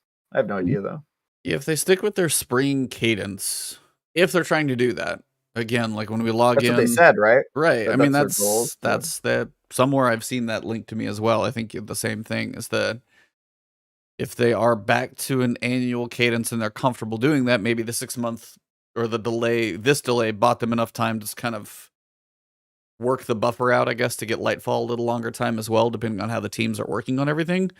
If they do that spring and say you go February, March, maybe it's like a little farther, not a full, 18 months or something. Maybe it's a 13-month complete year as opposed to 12 months. So it might be March. It does feel like they would be planting their seed. If you want to split your games, I guess, so you don't overlap. Just about to ask you that. That's what I was going to say. If there is this other second, like, here's the second flag we plant in the Bungie publisher, Right. You would want that as far from theoretically your Destiny releases as possible. So then you get into your Septembers, but they may want that September time back. So you don't get into your Octobers or Novembers if Call of Duty's still a thing, if your Starfields are a thing, if that big window is still there for the holidays, if they don't feel quite comfortable enough, they may bring that thing back a little bit and move that flag to say put their stake back in September. Yeah. And then if you're at September, March, there's your kind of 6-month window. So I mean, that would be. Do you think it'll be Destiny related? That's a good question. I mean, they've said the Destiny world is going to live on. I mean, if you did a hero shooter for Destiny, there's enough characters you could do it easily. Yeah, and you could make it also like maybe Golden Age with all of the, or maybe even like Iron Lord's Age, something like that, where where people. You could have those as like DLC contents though. No, you could have like the Destiny one and be like, all right, now you got all the Iron Lords coming in, and then you'd have everybody come. Yeah, you could just start packing on like the Destiny expansions from story into this hero shooter. You could just write the expansions like right now. Yeah. My only problem with that would be that they would sort of they would be limited in what powers each of the classes could do, because it's like, all right, you're playing as like Lord Shaxx, and when in his heyday, it's like, all right, well, he's a Titan, we sort of know what powers he has, so I could see that being sort of a limiting factor. But I'm thinking, other than that, it's kind of cool. Even though it's not battle royale, what matters going to be, I'm thinking about how like Apex Legends is relation to Titanfall's universe. Yeah. And again, it's not a direct, but it's like within the scope of, they got some things to play with. It's very interesting to me if they stay in the Destiny universe. I didn't even think about that. I was for whatever reason I was like, oh, it's just completely different. Yeah, like the description is that like lighter comical feel, seems like it would be a bit more cartoonish and animated. Seems like it would be a departure from Destiny, and Destiny's Destiny's going to be the universe that continues forward after Final Shape into something else. So that would be, I don't know if you need to double up on Destiny. They could easily do it because they have the lore and the world and the characters. But I feel if you double up on Destiny, then you really become the Destiny studio. Right. If they're trying to be a publisher, that almost pigeonholes them a little too much into Destiny, and if they want to broaden, it's kind of going the wrong direction. Right, and then we got to be honest. As much as we are the hardcore Last Word Destiny podcast, there's a group that, let's be honest, that won't play Destiny, right? And maybe they look to get to this kind of broader audience that wants that kind of a light, whimsical, or comical feel. I'm very curious to see where they go. I don't know why it intrigues me so much, and but I'm with you, E. I think it fits, because what I'm thinking is I look at a season like what we're doing right now, a season of the Lost, and that gap, right? And you're like, bro, that could literally be in that place if they were to take the old Activision September to October-y kind of flow, and if the new flow for Destiny is that February, March, spring flow, that should seem like enough gap. But it's interesting. I'm very curious about Matter. Once Trav said that brand manager thing, I think he's dead on. You do not hire or announce that unless you're ready to talk. You got to be ready to talk. So at minimum, Summer Game Fest or at the end of the year, the trailer, a concept art of what this thing is going to be. And I'm excited because it's Bungie doing something different on a level. So there's a part of me that is a little bit excited to see what goes on with it. Yeah, it's just... Sorry for my matter. No. I mean, it's been sitting in the background for so long. Necromancer, by the way, with the $20 super chat. Do you feel that Destiny is struggling with creativity and imagination? Like the weapon types, they feel like modern weapons besides fusion. There's no sci-fi weapons like radiation, plasma, rail, organic, etc. style of weapons. I mean, there's a speculation, I would say, that a lot of people are expecting a new damage type. But again, for a lot of us, it feels like you stick another color on an auto rifle, you stick another color on a scout rifle, you stick another color on an LMG and a rocket launcher and a fusion rifle. And while we are getting the glaive, that's the problem with their ongoing universe versus, say, a Destiny 3 as well, is how you already have all these weapon archetypes. You can make some slightly different animations and different sounds, and stuff like Lawrence Driver sounds really cool. Like the sound effects on that one are really, really well done. But on the other side, we've talked about this before. I wish solar weapons would eventually set you on fire. The stasis weapons, the fact that Aggro Scepter can freeze you is a tease again of the idea where some of that stuff could go. But when he talks about radiation, I feel like that gets into the poison green damage type we all kind of expect is going to be, should have been in this expansion, probably going to be in the next expansion. Railgun, that's almost like linear fusion rifles. I mean, we have Arbalist right now, which in a sense is one. Organic, I don't even know what that would be per se. Organic. Yeah, I don't know. But I mean, I will say they are kind of at a bit of a capacity. The glaive is something unique because it's going to be projectile, shield, and melee. Does 3 different things. And that's going to be its own type. There's probably only going to be a couple, whether it's 1 per class and maybe one other one. There's not going to be a lot of, I don't expect massive variation between how many different, there's not going to be 20 glaives.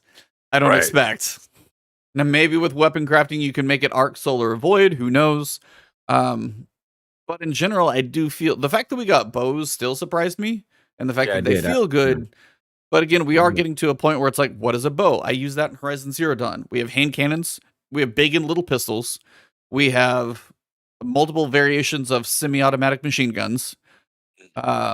Big machine guns, little machine guns, semi-automatics, single shot, all of that rifle type. And we did get fusion rifles, rocket launchers or something. It is that kind of grounded, little bit futuristic, but not much.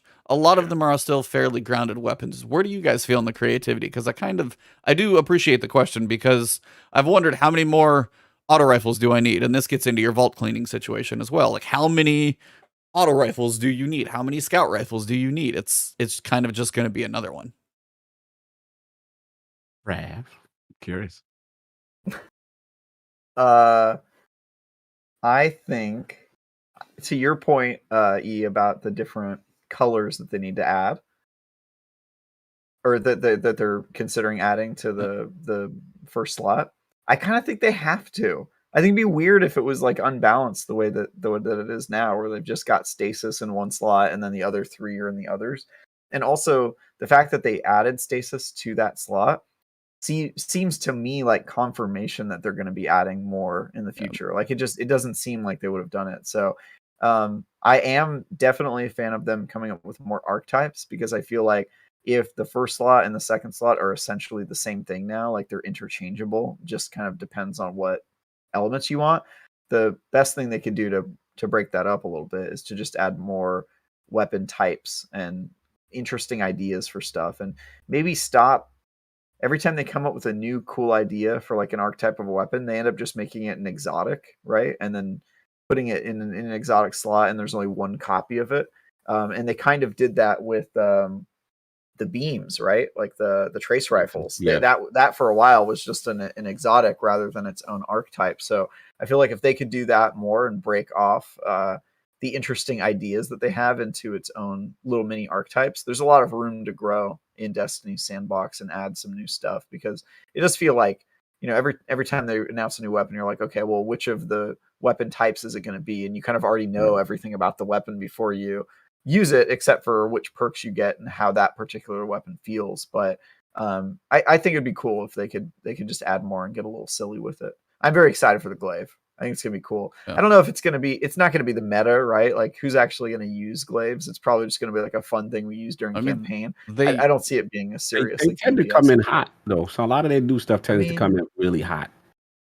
They said they're gonna be one of the they're going to be one of the unstoppable champion weapons, because I actually just kind of went through that whole list of other exotics, and I'm guessing they're going to be what our fusion rifles are right now.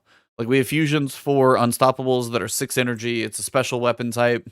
I'm assuming glaives, wherever they fall, are going to be probably 6 energy for the mod, because it's a special weapon type, and they're going to be an unstoppable champion mod, so you use those. I'm guessing it's going to be that. Now, is it going to be worth it? It's the difference between being told to use it because that's the meta that they defined, and it actually being good in its own right, because I don't think they've ever introduced an archetype and it's been good right away.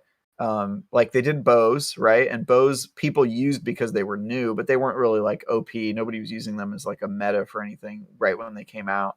And I feel like that's sort of been their MO. Trace rifles too. When trace rifles came out, at first they were just a few exotics, but even then people were kind of just like using them occasionally. And right now, when they were made legendaries, they're not really like blowing up as a class because you can use them as a legendary weapon now. So I just think it takes them a while to kind of figure out where they are in the meta. And I think the fact that it's melee and ranged means that it's not going to be great at either of those things. It's probably going to be middling at both because it's so, you know, it has so much different types of ways it can be used. I just don't see them.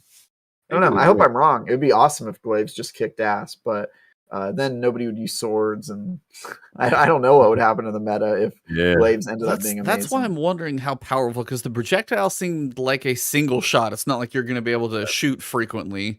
The shielding conceptually seems interesting, but nobody shields themselves with a sword right now. Nobody blocks. Nobody could care less about that stat at all. Like, do you have fast charge? Do you have slow charge? I just swing. I don't block. Nobody blocks. Yeah. So I don't know how potent that's going to be. And then you've of course got the little pokey melee. I don't know. I mean, again, they made bows to me something that does feel good in this game. And I got done playing with a bow for 50 hours. And I still enjoy bows in Destiny. But again, it does feel weird that it's trying to be a jack of all trades. I worry it will be the master of none. Yeah. That's kind of my worry. I'm kind of with Travis. I don't know if it's going to be the thing that takes over the slot. It's not going to be. They're going to put it in all the marketing. They're going to make it the Witch Queen weapon. And again, it is an expansion thing like Stasis. I don't know if it's going to be tied to the expansion, or if free-to-play players are going to be able to get it. That might define how strong it is, depending on how much it costs to get. That price. That's that price. Yeah, we got to see. Quick question, random. With since we're talking about weapon types, that what is it? The retrace craft, the legendary trace. Yep. What's the word on this shit? How is it? I haven't even shot it. I have 2 of them, and I'm like, I want to know what's the role. Is people talking about this as something we need to be using? Is it even worth the wait to have this legendary thing? So I'll answer your question, then I'll get to the super chat in a second. Yes. It's not bad. Super chats. Yeah. It's not a bad weapon when you can get some procs to perk on it. If you can get the right procs, it can actually do some work. If you compare it with Harmony, you can switch over and melt pretty well with it. Frenzy can put in some work because you get some good damage. If you can get a good flow of ammo, it is potent. Like, it can do a little bit of work. Now, versus, say, a fusion rifle, it's better at smaller enemies. I don't like trying to dump as much ammo as yeah, it's a trash mob kind of cleaning weapon that's actually not bad. I wish it had something like chromatic fire does, to where if you killed an enemy with it, it would get a little bit of a burst, no matter if it's kinetic or if it's precision or not, because precisions are hard to hit with that thing. But if I'm going to sit there and work on like an orange bar knight, I feel like I would never use it. So I can't quite. Not bad for melting, I think, for like smaller stuff and kind of clearing a little bit out with a little spray. But overall, I don't know if it's too good right now. The exotics have a little more to offer, so they feel like they're kind of more worth the slot. So this feels like you have those basic perks on a weapon that's needs a smidge more to me. Yeah, I don't know. Okay. I've heard people like, you can have some fun. Like, if you get a kill and switch with Harmony, then all of a sudden you can melt somebody in PvP in like less than half a second. It can have potential with the right setup. Golden Tricorn is a perk that if you get a kill and then you get another kill with a grenade or a melee ability, it boosted it up to 50% more damage, but it sounds more annoying to proc than even to go for. Overall, to me, I wouldn't worry too much on it. Shout out to OG TK Cole, my man. He said he got a 50 kill streak with it in Crucible. So apparently it can put in some work. Maybe more of a Crucible weapon than PvE. Too. Maybe, yeah. That may Organic be more weapons would be great, by the way. I just want to point that out before we leave that super chat. Is that if I could have like a small mammal, a furry creature in my hands that shot at things, and then reloading, you're feeding it. Obviously, this sounds like a Borderlands thing where you got a gun shooting guns with legs or something. Yeah, that's where I think you're going. But great, Matt, because what's that gun? 1,000 Voices already kind of looks like it's a living thing. Like they can put eyes on that thing and have it blink or wiggle or something, and I feed it. You said eyes, and I just went straight googly eyes. I couldn't not. I mean, no, you already have what is that? Eyes of Tomorrow with all the eyes looking all over the place. But right, yeah, they could do something like that. But again, I don't think that would change the archetype. Wait a It would minute, still what you be call one it? of the existing archetypes. Kind of got and insects. That's The true. Oh yeah, the one that's got a bug in it. the Colony? bug in it, the The heir colony. apparent. Oh no, Xenophage Colony. technically has it's Xenophage, the that's amber it. bug in it, yeah. Mhm. But So DJ yes, super Ordos chat. with the $10 super chat. Hey guys, longtime listener, fan of the show. Yes, we know who you are. Yes, we You're do, yes. ridiculous, we sir. do. Ridiculous. What? This guy who plays with Cog is in his clan. Longtime listener, first time caller. Yeah, like What is the best game mechanic in Destiny? game mechanic. It does have to be specific to Destiny. Is my follow-up question. I It mean, literally says in literally says Destiny. what is the Destiny. best game mechanic? You can't be I like think this he- mechanic in Horizon is really no in Destiny. Yes. Is he subtweeting me because I don't like ammo synths and 3 This is points? Is subliminal. that, This that is literally subliminal. what this is? Vintage Uh, DJ. The best mechanic in Destiny is using your super. Mm. It's a great mechanic. And it wasn't really being done a lot when Destiny came out with it. Now it's sort of like normal to have like a super ability you like burn into. Like everybody's like, "Oh, I'm ulting. I'm using my ult in like Yeah. every game." But No, that is and, a thing. Because even like I it noticed is a thing. Plants vs Zombies when they came out with the shooter, like now you had the 3 Yeah. abilities and things, and your ultimate like plant ability. No, the ultimate ability is more of a recent addition to game mechanics. Yeah. The super's But I kind think of a, Destiny was one of the really, really early adopters. It was Yep. way before Overwatch. It was like three years before Overwatch. So I would say if they and it, you know, it was in Borderlands before like you had it, but I think Destiny really got like that power of popping off like a really dope super. The second, you know, you pulled out like a golden gun or you did like that Arc Titan Slasher, the Nova Bomb, that's probably like the best one, right? Like Nova the most Bomb is true classic. space magic. That's Yeah, that like ever since those came out, I feel like it's been just feels good, man. Feels good. It's E. I mean that's a hard for game mechanic is something that generally I mean supers have to be up there. It's hard because I mean I'm not gonna go into raid mechanics because that's just like boss or enemy design, but true just mechanic of the game. Yeah. I think the super is kind of gonna take it because I mean right now we've got how many do we have? A lot. 9? Another great mechanic. 12 now? Or going to orbit and joining in orbit, I feel like is a super underrated mechanic. Because that's like such a part of Destiny is like, oh, I'm going to orbit, like meet me in space. And The it's friend like, game. That's what I was gonna that's The friend yeah, game. that's like That's it's kind of fair. just a cool mechanic. Like, let's just go to orbit. Let's go to Mhm. orbit and like hang out in space, and then we'll like pick a thing to do. Because Mhm. that's like in any other game, you're just in a menu. And then Yes. it's like, all right, let's go pick an activity to do in this menu. Like that's how it is in Halo. Yes. Halo, it's like, all right, I'm not in orbit. I'm just Absolutely. in a menu, and we're waiting for.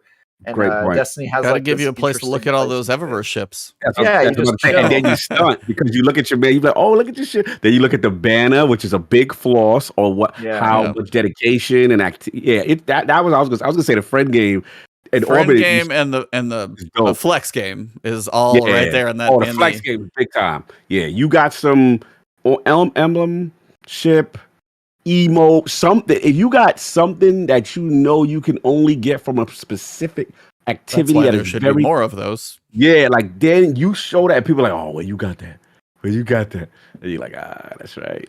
Yeah, I you play it. recently, from a random like Eververse, you know, the random engrams that you get, I got the Pit of Heresy Sparrow, Mm. and I already had the ship a long time ago, which annoyed me, and that was just a reminder of this should have dropped in the dungeon. Just as you, when you said it, it just made me want to scream again to say, put more things as in-game rewards, please. Cool stuff that sets you apart. I mean, I was looking through random ships because I don't even know why I was doing it. The Whisper of the Worm ship.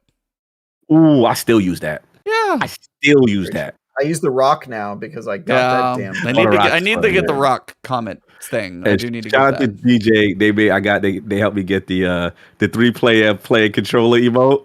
Oh, that yeah. was funny. Sitting on the That couch. was couch co-op. hilarious. Yeah. Yeah, the catch come out one. I like that one. Yeah, cool stuff to make you go in there and you like, okay, he played. You could only get it from either tie more stuff to seals too for Teddy. He out here grinding. Yeah, I mean, like outside of putting a little baby number on your emblem badge. yeah. Yeah. By the there's- way, I have to call out Teddy. Uh-oh. Oh, what do you do? So as you guys Nugget know, I chip. recently completed my Dares of Eternity grind, which was it was a harrowing journey. Harrowing. Oh, whoa. Terrible. It was. Terrible, man. It was not good at all. But Teddy saw I was online and he was like, "Hey, I'll hop into a few with you." And I'm like, "Hey, by the way, why are you grinding this? Are you still doing like you still don't have like the level 16 or whatever?" And he goes, Yeah. "Oh no, I'm on my 3rd reset for Dares of Eternity." It caps out at 5, by the way. I heard that. Yeah. I'm on my 3rd reset of Dares of Eternity, and I was like, "I'm sorry, what?" Why? Like I'm Or out what here, and I'm why? out here suffering like I'm up on the cross, you know, with this Dares of Eternity grind, and he's like, "Oh no, I'm on my 3rd one," and I was like, "What? Explain to me why? What is happening?" And he was just like, "Oh, you know, like I got all the weapons, but a few of them I don't have like the perfect roll, so I'm just gonna keep doing this until I go." And I was just like, "Bruh, like Eddie. what? Like why are you doing We this need to to call an yourself?" intervention on that Easy boy. It's not Gee. even for triumphs, dude. It's not even for triumphs. It's for You know he's done with God. triumphs as soon as they can be done. Teddy Yeah, be bless bored. him. Bro, Teddy is Bless Teddy, this bored. boy. shout out to Travis. I mean, shout out to DJ who's in there. Like Teddy helped me with my my what you call it catalyst. What I was doing. What is it? The dungeon? Was it Grass? What's the Gallahorn? dungeon? Grasp Yeah, of Avarice. Yeah. Yeah, and it was just like, it's so funny. I was so uninvolved in the last part of the encounter because they were like, he was just like him and DJ were just like 2-manning the whole situation. They had everything. I'm like, Jesus, like he's a machine, bro. Like it is obscene the amount of Destiny knowledge he knows and how routine he is with ritual activities. It's insane. You know, he's something else. He needs another category. They got to do something special for him. Yeah. They did make a kind of mention, basically, an update to BattleEye. They're still working with it more. There were like 68 players who got banned for using some process hacker. That doesn't even seem like a cheat. It's just like some like hardware monitoring tool or whatever. So most of those have been unbanned. But I did just want to bring this up for a quick tag, mostly because I haven't heard since BattleEye got launched this season. I have not heard cheating being rampant. I'm not saying it's non-existent, but I will say it seems like it's been cut down by like 90% or more because I don't hear it talked about, tweeted about, clips about. Doesn't seem to be as much of a thing anymore. Do you guys kind of get that same feeling? I'm gonna Yeah, defer. I haven't played PC in a while, but Yeah. I mean I do crossplay because I play multiplayer with some PC players, and Yeah. I don't see it as much anymore. It happens, but I can't really remember times where I was just like, "Oh my god, like get me off trials. This is terrible." But then again, I'm also I'm not playing on PC really too much anymore, and I don't do a ton of crossplay on Xbox, so Yeah, I'm I very don't really know curious. the status there. Yeah. It's Yeah, I'm not very something curious. Definitely I better. I was Definitely gonna better. say. Yeah. I mean, I follow a lot of people on Bungie Twitter, and I don't see the jokes about staying out of trials. It doesn't seem to be nearly a thing. So whatever they did with BattleEye seems to be doing something. Like, I mean, whether it's looking at the algorithmic, you just respawned 6 times in 3 seconds, you fired 5,000 rockets in 2 seconds. Those types of things hopefully are a lot more caught and obvious. But that is Yeah, so most they- of the TWAB.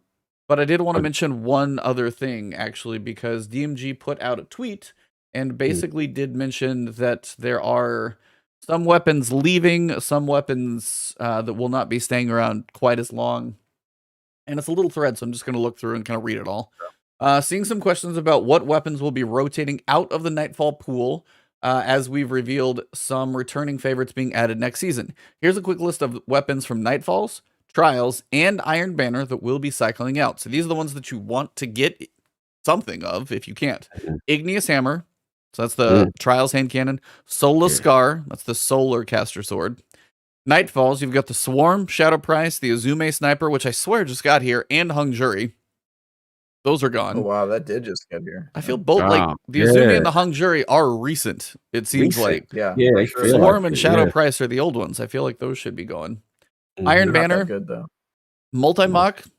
Everybody's digging on that one lately. Time War Inspire, it's fine. Guiding Sight and Steady Hand.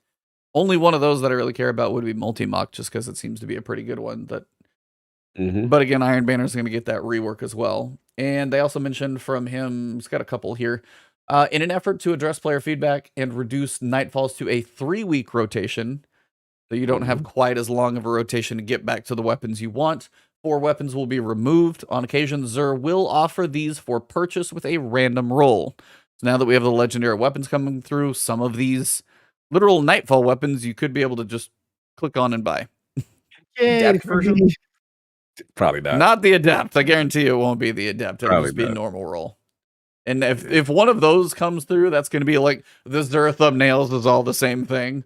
The Azumi is at Xur, and you can get a god roll by just clicking on a button.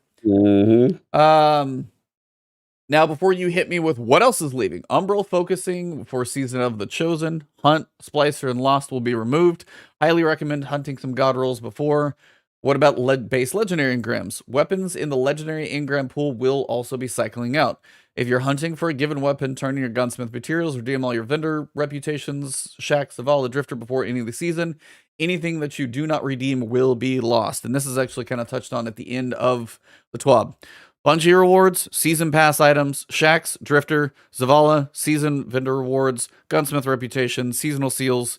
Turn in every engram, gunsmith materials, all that stuff is actually going to go away. So just turn everything in. No reason to hold on to pretty much anything. Just you can check, but you don't need to keep 20 engrams sitting at Shacks. You're just going to lose them. You may as well turn them all in. The gunsmith reputation items. I got so. I have 15,000. Oh, to turn I gotta in. do that. I forgot about that. You got weeks. I got my etheric spirals gone. I gotta like chip at it every time I log and just chip because there's so many I have. I think about that. Yeah. But that pretty much wraps up the TWAB right here at about a 2-hour show as well. Nice. So the TWABs that we've got left, we know Void 3.0, weapon crafting, that one. Gambit rework. Gambit rework is one of them. It's a topic. I'll take a week off that week. What do you guys think? Yeah.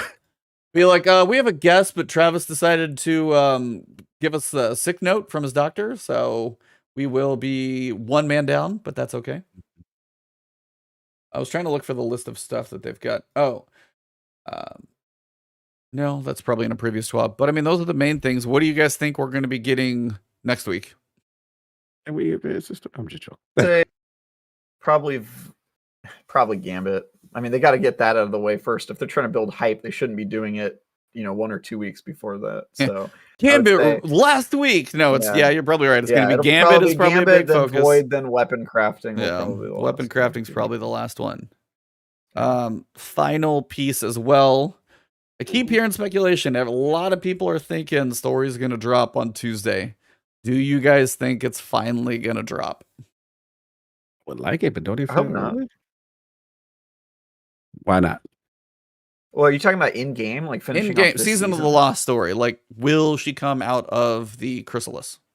Or whatever's going to happen. Who knows? I have no clue. I'm speculating. No clue, yeah. So the rumors feel like, how do they end this season without starting the next one? I kind of wonder if they will just wait altogether. Like, they just won't have really an ending. Well, apparently there's like a triumph or something else we've got to finish. A story beat or there's gotta be something. something. Yeah, I think they'll probably do it next week, right? That's like 2 weeks before the Three before. 3 weeks. 3 weeks. 3 weeks. Yep. Yeah, it'll be soon. If not next week, the week after. At this point, I just want to know what she's gonna do. We've waited so long. It's gonna be Ooga Booga, bro. It's gonna be Ooga Booga. She bust out, just she's choke gonna out pop out of the crystal and be like, gotcha. Yeah. He's actually Osiris. Ooga Booga. Oh yeah. Oh, actually, he jumps out from behind the crystal. Hey guys, isn't Crow supposed to be gone? So there's a pretty good chance Crow comes back and screws something up big time, right? Like, I guess that's possible. He could screw with the alignment. So there's a lunar alignment in real life on Tuesday. Yes.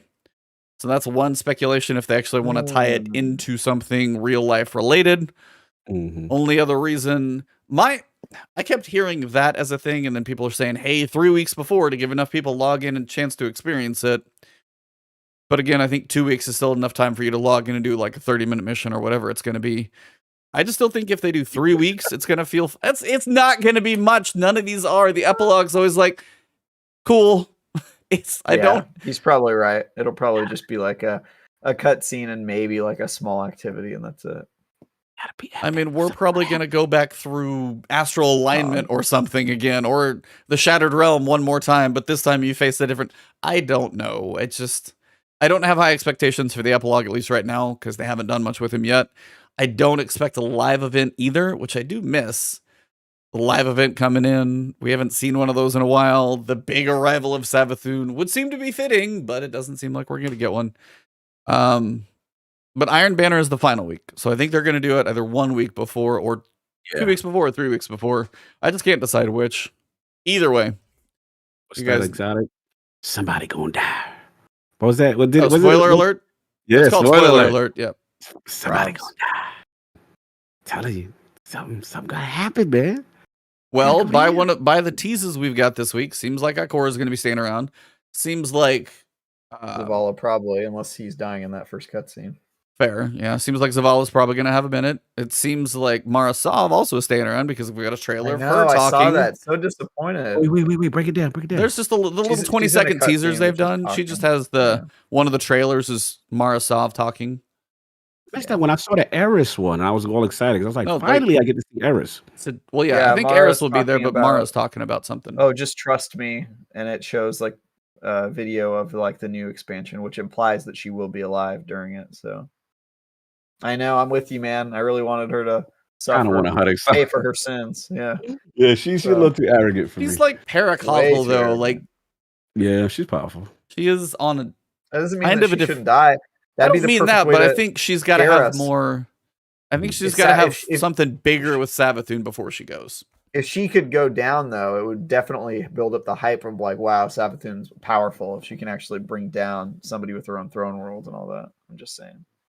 As opposed to just snapping her fingers and taking out Spider. Ooga booga. Yeah, we got to see.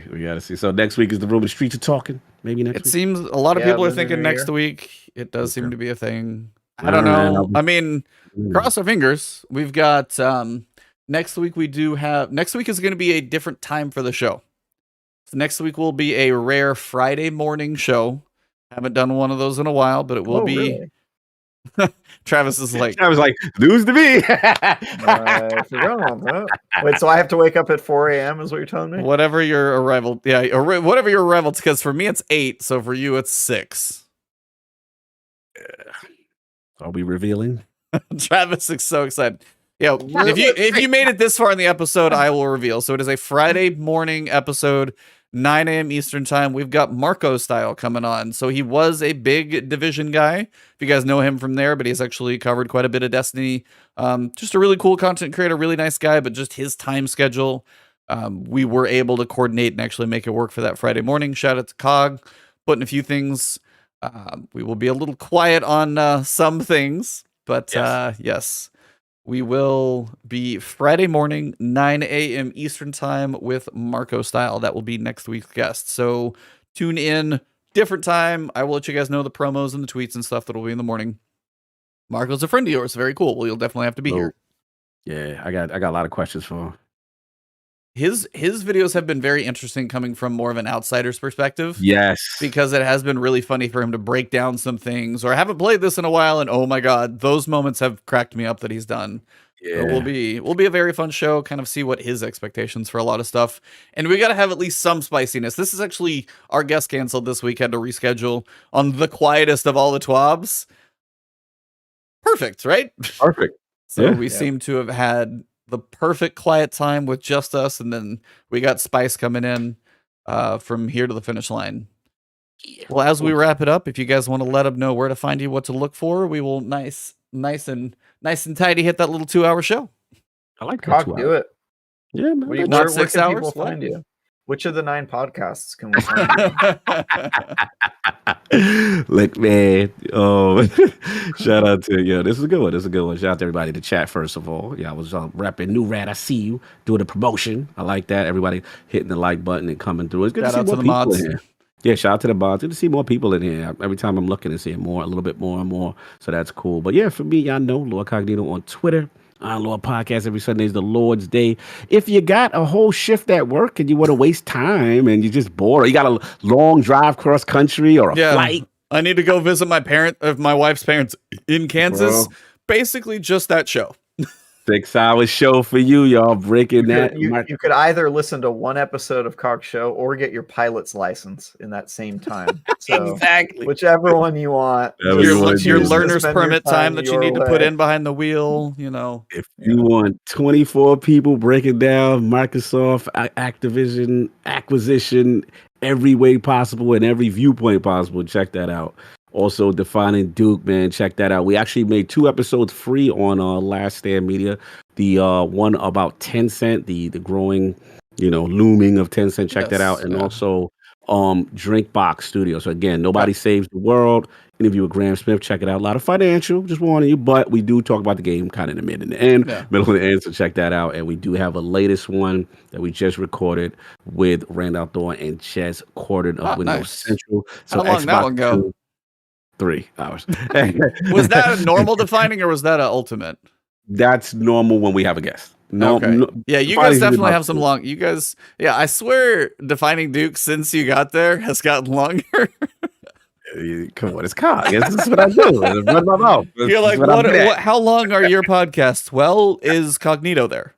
Because that's a big question. One last one I do have to promote is Sacred Symbols for PlayStation people, but PlayStation can't find people.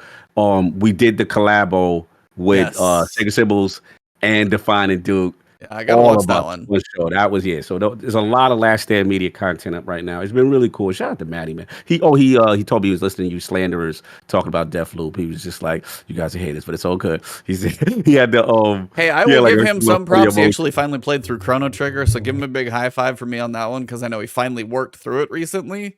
I was listening to his description about, hey, I really love this mechanic. It started here. I love this thing. It started here. Yeah, Chrono Trigger is still one of the cool ones. Still mad at him because he making me play some crazy Danganronpa. Danganronpa. But I have to admit, it was like Squid Game before Squid Game existed. It's not that good. Travis is like, I'm really gonna piss him off. He said, Travis, I think Travis hates me. Who said that? Yeah, man, he told me. He was DMG doing the show. He's like, I think he's listening. He's like, I think Travis hates me. I was like, no, not at all. No, so actually, you know what? Colin Moriarty was the guy who turned me on to Danganronpa, and he is huge into that game, or at least he was. I don't know if he's kept up with it, but my problem, I have a lot of problems with Danganronpa. I actually you have a lot of problems with a lot of things, so it's just a normal. That's true. I actually don't hate those games. I just think that they're not as good. Like if you're gonna play a visual novel where you're trying to solve murders, just play Ace Attorney. Like it's way better. That's how it started. That's how I got in trouble. What you just this is how this whole thing started. Real quickly, I think our outros take 5 minutes for a reason. I know. I'm trying to say whatever. You know how it is. This is Cog, 6-hour podcast guy. Come on. So at the end of the day, I saw a trailer for the new whatever Attorney. I'm like, oh, that looks cool. Oh, Cog, I can't believe you said that. I can't believe that's not even in the same class. You need to play the real game. Danganronpa. I'm like, what the hell is that? So I'm like, oh, I'm never gonna buy that. So I'm good. I'm excused. And it's Game Pass. I saw that. And it came in Game Pass, and he was like, he literally hijacked the show to promote this game that now he knows I gotta play. So I was like, I go for it. Have a little fun. I mean, it is on Game Pass. You definitely should play it. But I'm just saying, as terms of visual novels, I feel like it plays a little bit too much into the anime tropes. Like there's so many characters that are just one-dimensional, nothing burger characters. And but I will say it does have a very good mystery. The ending is really cool. Solving the puzzles is really cool. I think the second one's better, quite frankly. The Danganronpa 2, but it's literally Squid Game before Squid Game existed in a way. Yeah, but here's the thing: assassination classrooms have existed for even before Danganronpa. Danganronpa is copying off of old manga, and so you know who you guys should talk to about this is my girlfriend. She knows everything about anime. She would just school all of y'all about this. But I know I'm basically know nothing about anime, so I'm starting. We got a legend in the chat right now. Shout out to my man Paris Lockhart. Sure. Salute the good to see you, brother. Xbox's own salute, brother. That's I will say this: I am glad Danganronpa's on Xbox because the Xbox platform has been completely screwed by Atlas and their games for a long time. So it's good to see that coming out. And I did pick it up. I bought it. I was like, "Yep, visual novel on Xbox, a Japanese game, gonna buy it." You got to support that happening on Xbox. So that was really cool. So here's the question. I was just gonna say, you've got Danganronpa, you've got Ace Attorney Chronicles. Mm-hmm. I've heard Matt talk about Shin Megami Tensei. I don't know where that Oh, falls he in any goes of this stuff. hard, And then fam. you've got like not a visual novel, but Okay. they're cool games. Yeah. And then that one was interesting. Yeah, I was like, he was about to turn you onto that one. And then you've got like Disco Elysium, which is not a visual fine. I novel, love but that that's more one. like you guys talk about like Fantastic game. investigation. Fantastic. Yeah. Man, I hope that comes to Game Pass because so many people need to play that. In my opinion, Ace Attorney is like the best investigator. It's definitely the best visual novel, but it's like the best investigator game because they're so good at like character building and oh man, I could gush over that. You I have will it over say, Disco.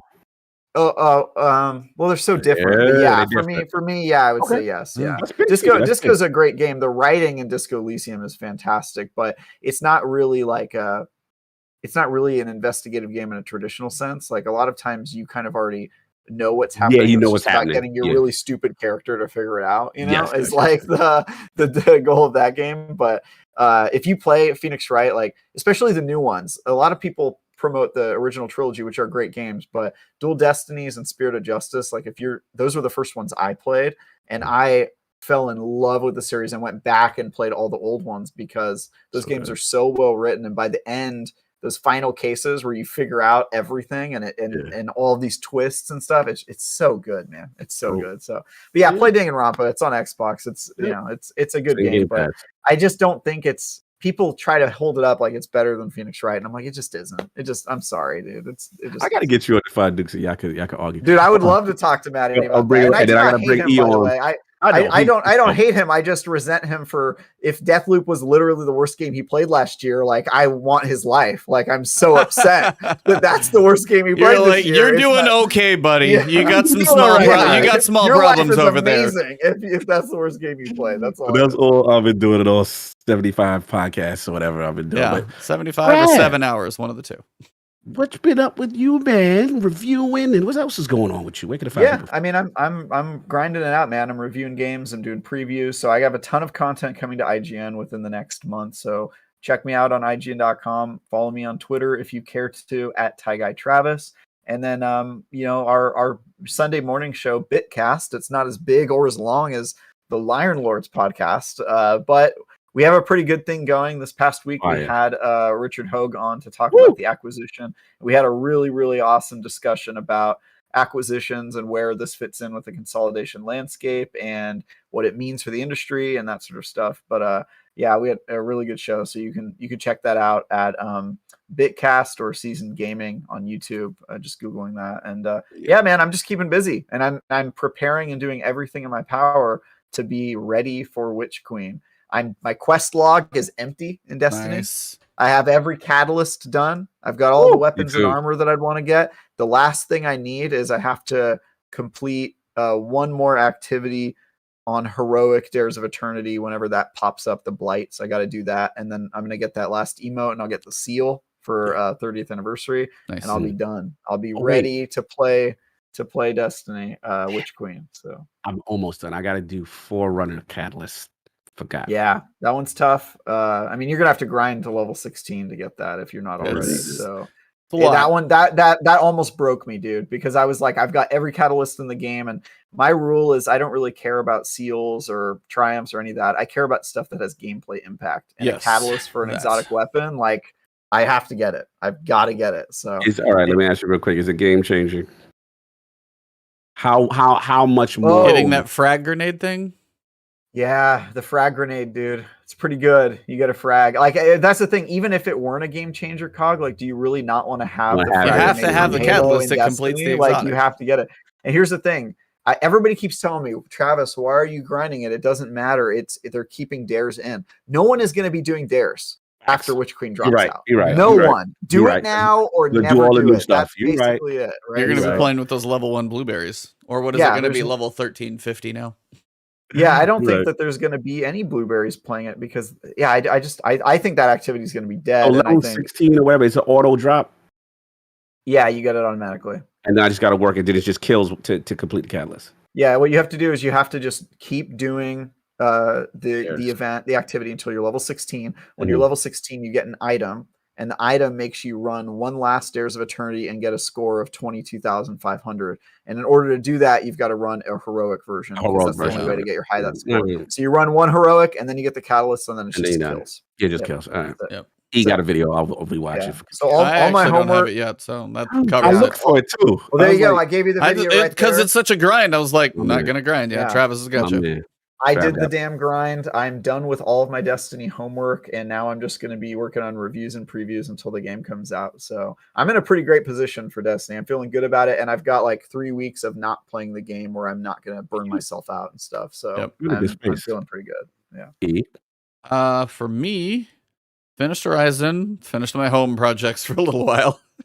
Nice. Yeah, dude. It sounds like you've been a handyman lately. Oh, yeah. Literally just taking apart a garbage disposal and putting a new one in. And then I've installed all the 3 toilets in our house are all installed by me. So I've literally gotten a bit efficient at this. But this one. Do you do house calls? You're a bit far away, sir. You're going to have to cover the travel expenses and the travel time plus mileage. So we will discuss. Okay. Gotcha. Moving on. No, I was like, I think I got that stuff out of the way. So I'm working on Nobody Saves the World, kind of offline maybe. And then as Elden Ring is right around Witch Queen, I was debating on Dark Souls 1 Remastered because it's one of those kind of major Souls games that I have missed. So that's one that I was thinking stream would be entertaining. Oh my God. Quick story at the end. I told these two as well. I literally got the mail today, and I got a jury summons. For February 23rd at 8 a.m. Amazing. Now, I've already gone online and asked for deferment for like about 9 weeks, so I can be in the week 9 of the season. I figure week 9 on a Wednesday can't be that crazy. But I see that and I'm like, it cannot be that day. I open it and my jaw just hit the floor. I could not believe that was the day. You couldn't do it 3 days before that? Yeah, they trying to mess with you, bro. Yeah, for real. Somebody even in my Discord was like, man, Savathun's getting in real life now, trying to get you summoned out of here. I was not thrilled. But yeah, whether you guys find me on Twitter posting who knows what, I now play Wordle every morning. So yep, I'm addicted to that too. I just got done cooking a homemade chicken pot pie. Still got to work on making my own pie crust, but the chicken pot pie, it was a recipe from our neighbors actually. We every blue moon trade meals with them. It's a chicken pot. Do you ever feel like Ebontis' life is way fuller than ours? Yeah, like when we talk, all we talk about is just the podcasts we're on. That's it. Or like the games we're writing. He's like, I built 2 houses. Yeah, he's like, I built a house. I'm raising my family. I've got a dog and a wife, and we're just like, wow, I've got a void in my life. Like I don't have any of this going on. I was elected mayor. What? Isn't that Lockmore's the mayor? Yeah, best man. It's funny because he's got so much going on. Like, I'm like, my regular life is whack compared to Well, here, how about icing on the cake? Yesterday, we figured out Enzo has to get ACL surgery, just like Raya went through. Wow. He's been limping for a little while, and sometimes he gets so like amped up and bouncy, but he would actually put weight on the back leg. Yeah. But then other times he'd be like limping and almost holding it in the air. So we finally got him looked at because we just got done getting through our. Are your dogs playing football? Are they Airbud? No. You have Airbud dogs? Is that what this is? It's just something that can happen to dogs as well. The more you know. More you know. So we've got that. Yeah. So apparently there's stuff going on. But you guys know I like to cook. That's not news. That's Chef E. I know. Without the condiments. But I guess what I was going to say about the chicken pot pie before we got. What did you say? Nothing. Yeah, picky chef. Nothing. Picky chef. Yeah, that's the cook. I said Chef E without the condiments. Without the condiments. You know how you do. Yeah, I know. I'll continue. Anyway, I just like this chicken pot. I don't normally like chicken pot pie because it's like the cream base generally. This is just the chicken broth. No, but it's like I like the chicken pot pie because of the chicken like stock, but it's just very reduced. But you don't actually Wow, I can't even talk to these two. You're just so all right, for episode number 182, January 27th. It says, I don't like it. Has been. Nah, finish. Okay. No. Finish. No, it's done. It's done. Episode number 182. January 27th. This is Ty Guy Travis over there. This is LordCognito, and it has been. Forgive us. The last The last word. Yeah.